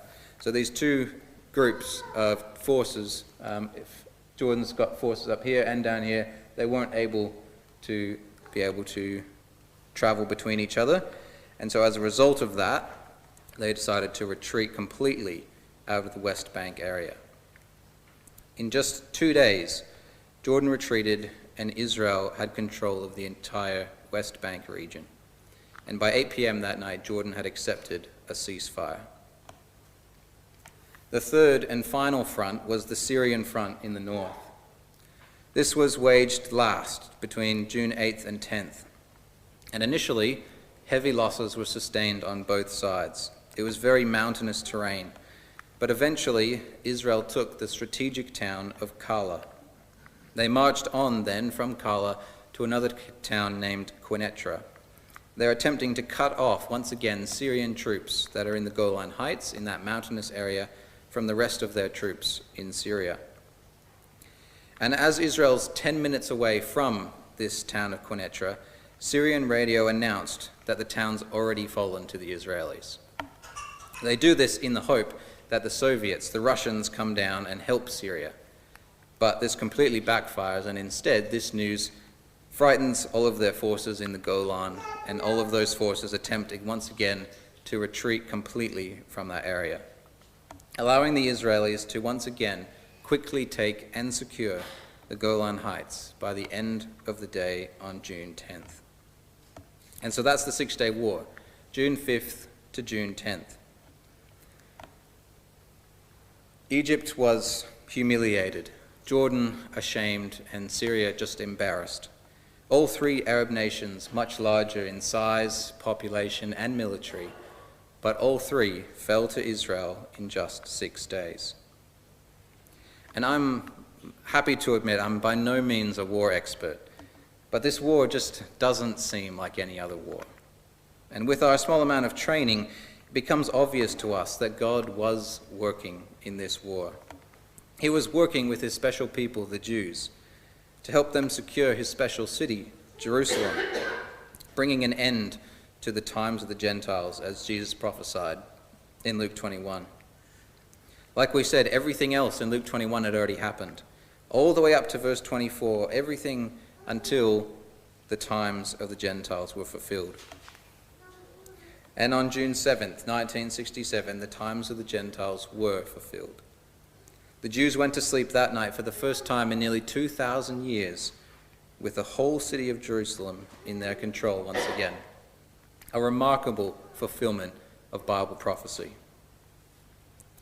And while the Six-Day War in 67 fulfilled Christ's prophecy in Luke 21, it didn't fulfill Ezekiel 38. But it does make Ezekiel 38 eligible for fulfillment now. Prior to 1967, Israel did not have control of the mountains of Israel. The mountains of Israel was just a general term describing the area in the West Bank between Jerusalem and Hebron. Again, like we said, that was held by the Arabs prior to the Six-Day War. But Israel pushed Jordanian forces from that area entirely, bringing it, again, for the first time in millennia, under their control. And that brings us to our title again. Israel, in 67, was absolutely witness to God's existence. A 2,000-year-old prophecy made by the Lord Jesus Christ was fulfilled by the Jews, showing to the world that God did exist. And so, if we can see that, naturally, we ask, if God exists, if God can predict the future and prophesy events in the future, and if the Jews took the mountains of Israel like they did in 67, and if that results in Ezekiel 38 becoming eligible for fulfillment, what's stopping us from believing that the rest of Ezekiel 38 is going to happen? If you truly believe in God, the answer to that is nothing. We have no choice but to believe that the rest of Ezekiel 38 will happen. And so if you've listened to the last few weeks and seen how World War I, World War II, 1948 and 1967 all prove of God's existence, if you find yourself listening with maybe a small but growing belief in God, then let me tell you now what the rest of Ezekiel 38 says. We saw before how that Gog, the leader of this Russian-led alliance, is going to come down against the mountains of Israel. But I didn't show you that Israel will actually also have some allies. These allies, once again, go by some maybe strange-sounding names, but they're listed for us in Ezekiel 38, verse 13. Sheba, Dedan, and the merchants of Tarshish, with all the young lions thereof. Again, referring to Smith's Bible Dictionary, Sheba and Dedan both describe the area of Arabia, and therefore they include countries like Saudi Arabia, Yemen, Oman, even the UAE and Qatar. Tarshish requires a bit more deeper research, and rather than going all the way into it, Tarshish is really referring to Britain. And Britain's young lions, therefore, are the Commonwealth countries, countries like Canada, India, New Zealand, and Australia. And so Ezekiel 38 is prophesying of a Russian-led army coming down into Israel, and they're going to come like a storm with all their bands and many peoples, and they're going to take a spoil. They're going to take a prey, and they're going to turn on the people that have been gathered out of all nations. The Jews, who finally, we learned last week, were regathered into their homeland in 1948, and the Jews who, as of 1967, are finally in control of Jerusalem and the mountains of Israel. We would probably expect strong armies like Britain, Canada, New Zealand, Australia, and Israel to oppose this Russian invasion. But that's actually not what Ezekiel says is going to happen. Ezekiel 38 verse 13 says that those nations will not even really respond, but they'll simply say, are you going to take a spoil, Russia? Have you got everyone down here to take a prey? It's a fairly timid and a passive response by these nations. And Russia's response to that in the next few verses, from 14 to verse 17, is just to completely ignore the questioning. They come, in verse 15, from their place out of the north parts. They come with many people with them, all of them riding on horses, which back in Ezekiel's time was the pinnacle of warfare. Today's language, that might be tanks or missiles or even nuclear weapons. So Russia's going to come with those weapons. They're going to have a great company, a mighty army, and they are going to come against my people Israel. And they're going to come as a cloud to cover the land. Just like 1967 did happen and did fulfill Christ's prophecy, this prophecy in Ezekiel 38 will also happen. In fact, it's already starting to happen. The area of Magog in red includes the country of Ukraine. The area of Magog includes the country of Ukraine will be, according to Ezekiel 38, under Russian control. Many might look at this map and initially scoff at the possibility of Russia taking over or at least creating a strategic alliance with countries like France or Germany, even Ukraine and Turkey. And with the world the way it is now, none of those countries would want anything to do with a strategic partnership with Russia. But while they all might not want that, all of them, almost all knowingly, are already in one. Ukraine gets 60% of its natural gas from Russia. As of the beginning of this year, Germany sourced 55% of its natural gas from Russia. France, 20%, and Turkey, 44%. Russia has these countries in its control more than they all want to admit.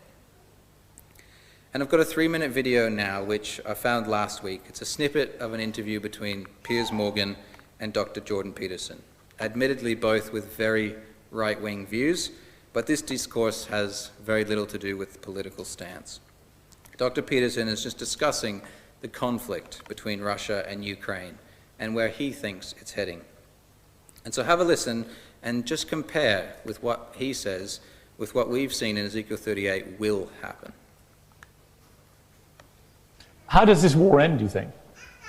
We're going to find out this winter. Well, I know what I would do in his shoes.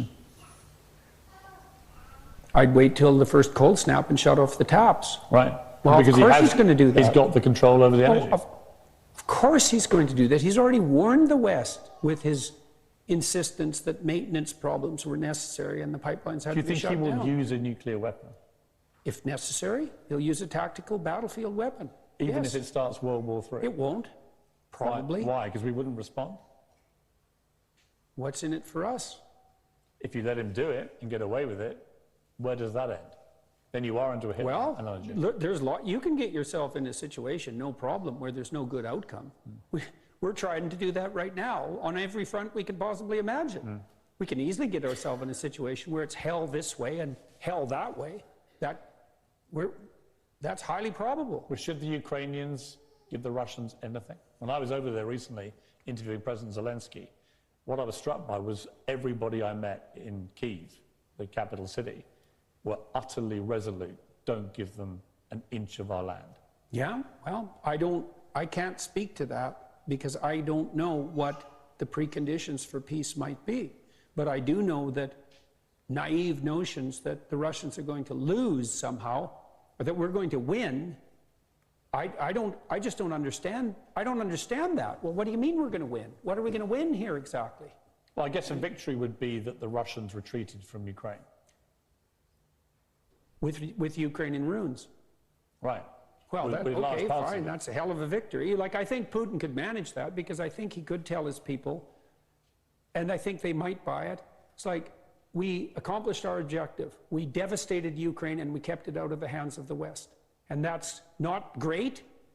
It's not what we had hoped for, but it's better than the alternative. And I think they would buy that. And I think when Putin went into Ukraine, I thought a bunch of things, which I made a YouTube video about that. People criticized like mad. I thought, okay, well, what's happening here? Oh, I see. His end game for failure is that Ukraine is left in a smoking ruin. Oh, that's a victory.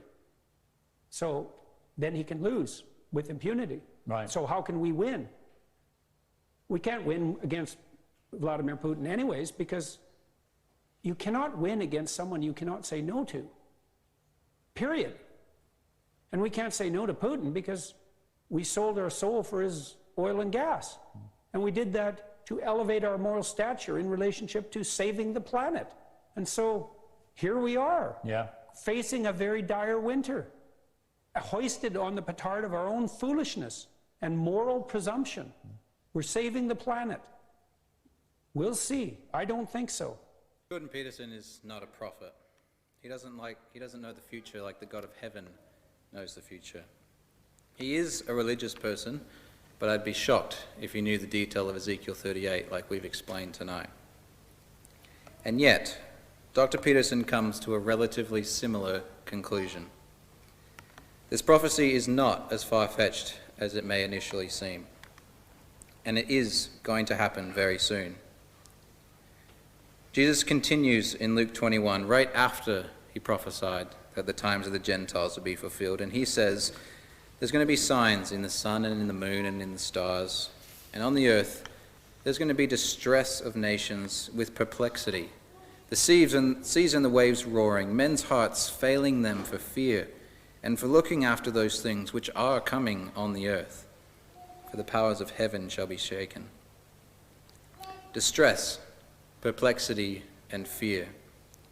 Feelings which were already filling our world, and feelings that are already and only intensifying with this Russian-Ukraine war. Christ continues and says, then you'll see the Son of Man coming in a cloud with power and great glory. When these things we've talked about from Ezekiel 38 begin to come to pass, then look up, lift up your heads, for your redemption is drawing nigh. When ye see these things come to pass, know ye, the kingdom of God is nigh at hand.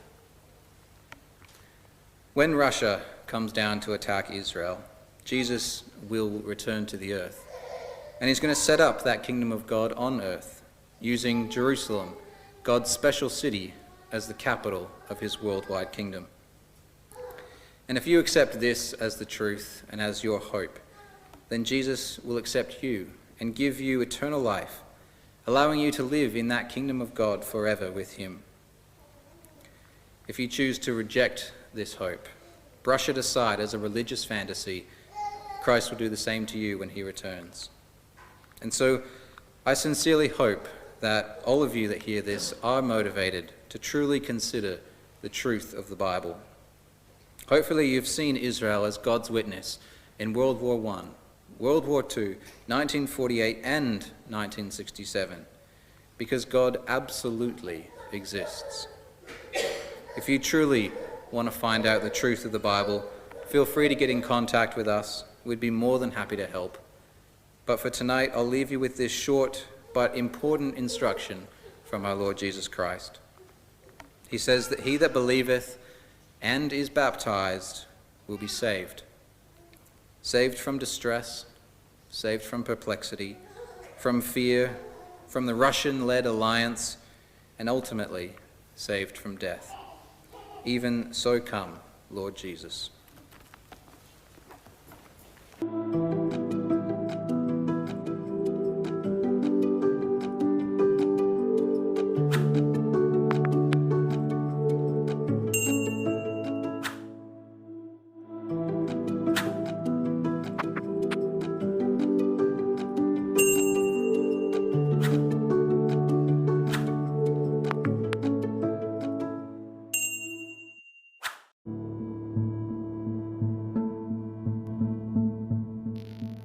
Thank you for joining us. We hope you found the episode helpful.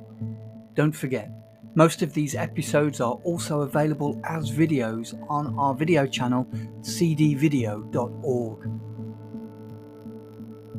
So head over and take a look. If you have any comments or questions or suggestions, please get in touch or leave us a voice message. We love to hear your feedback. You can email us at btf@cdvideo.org.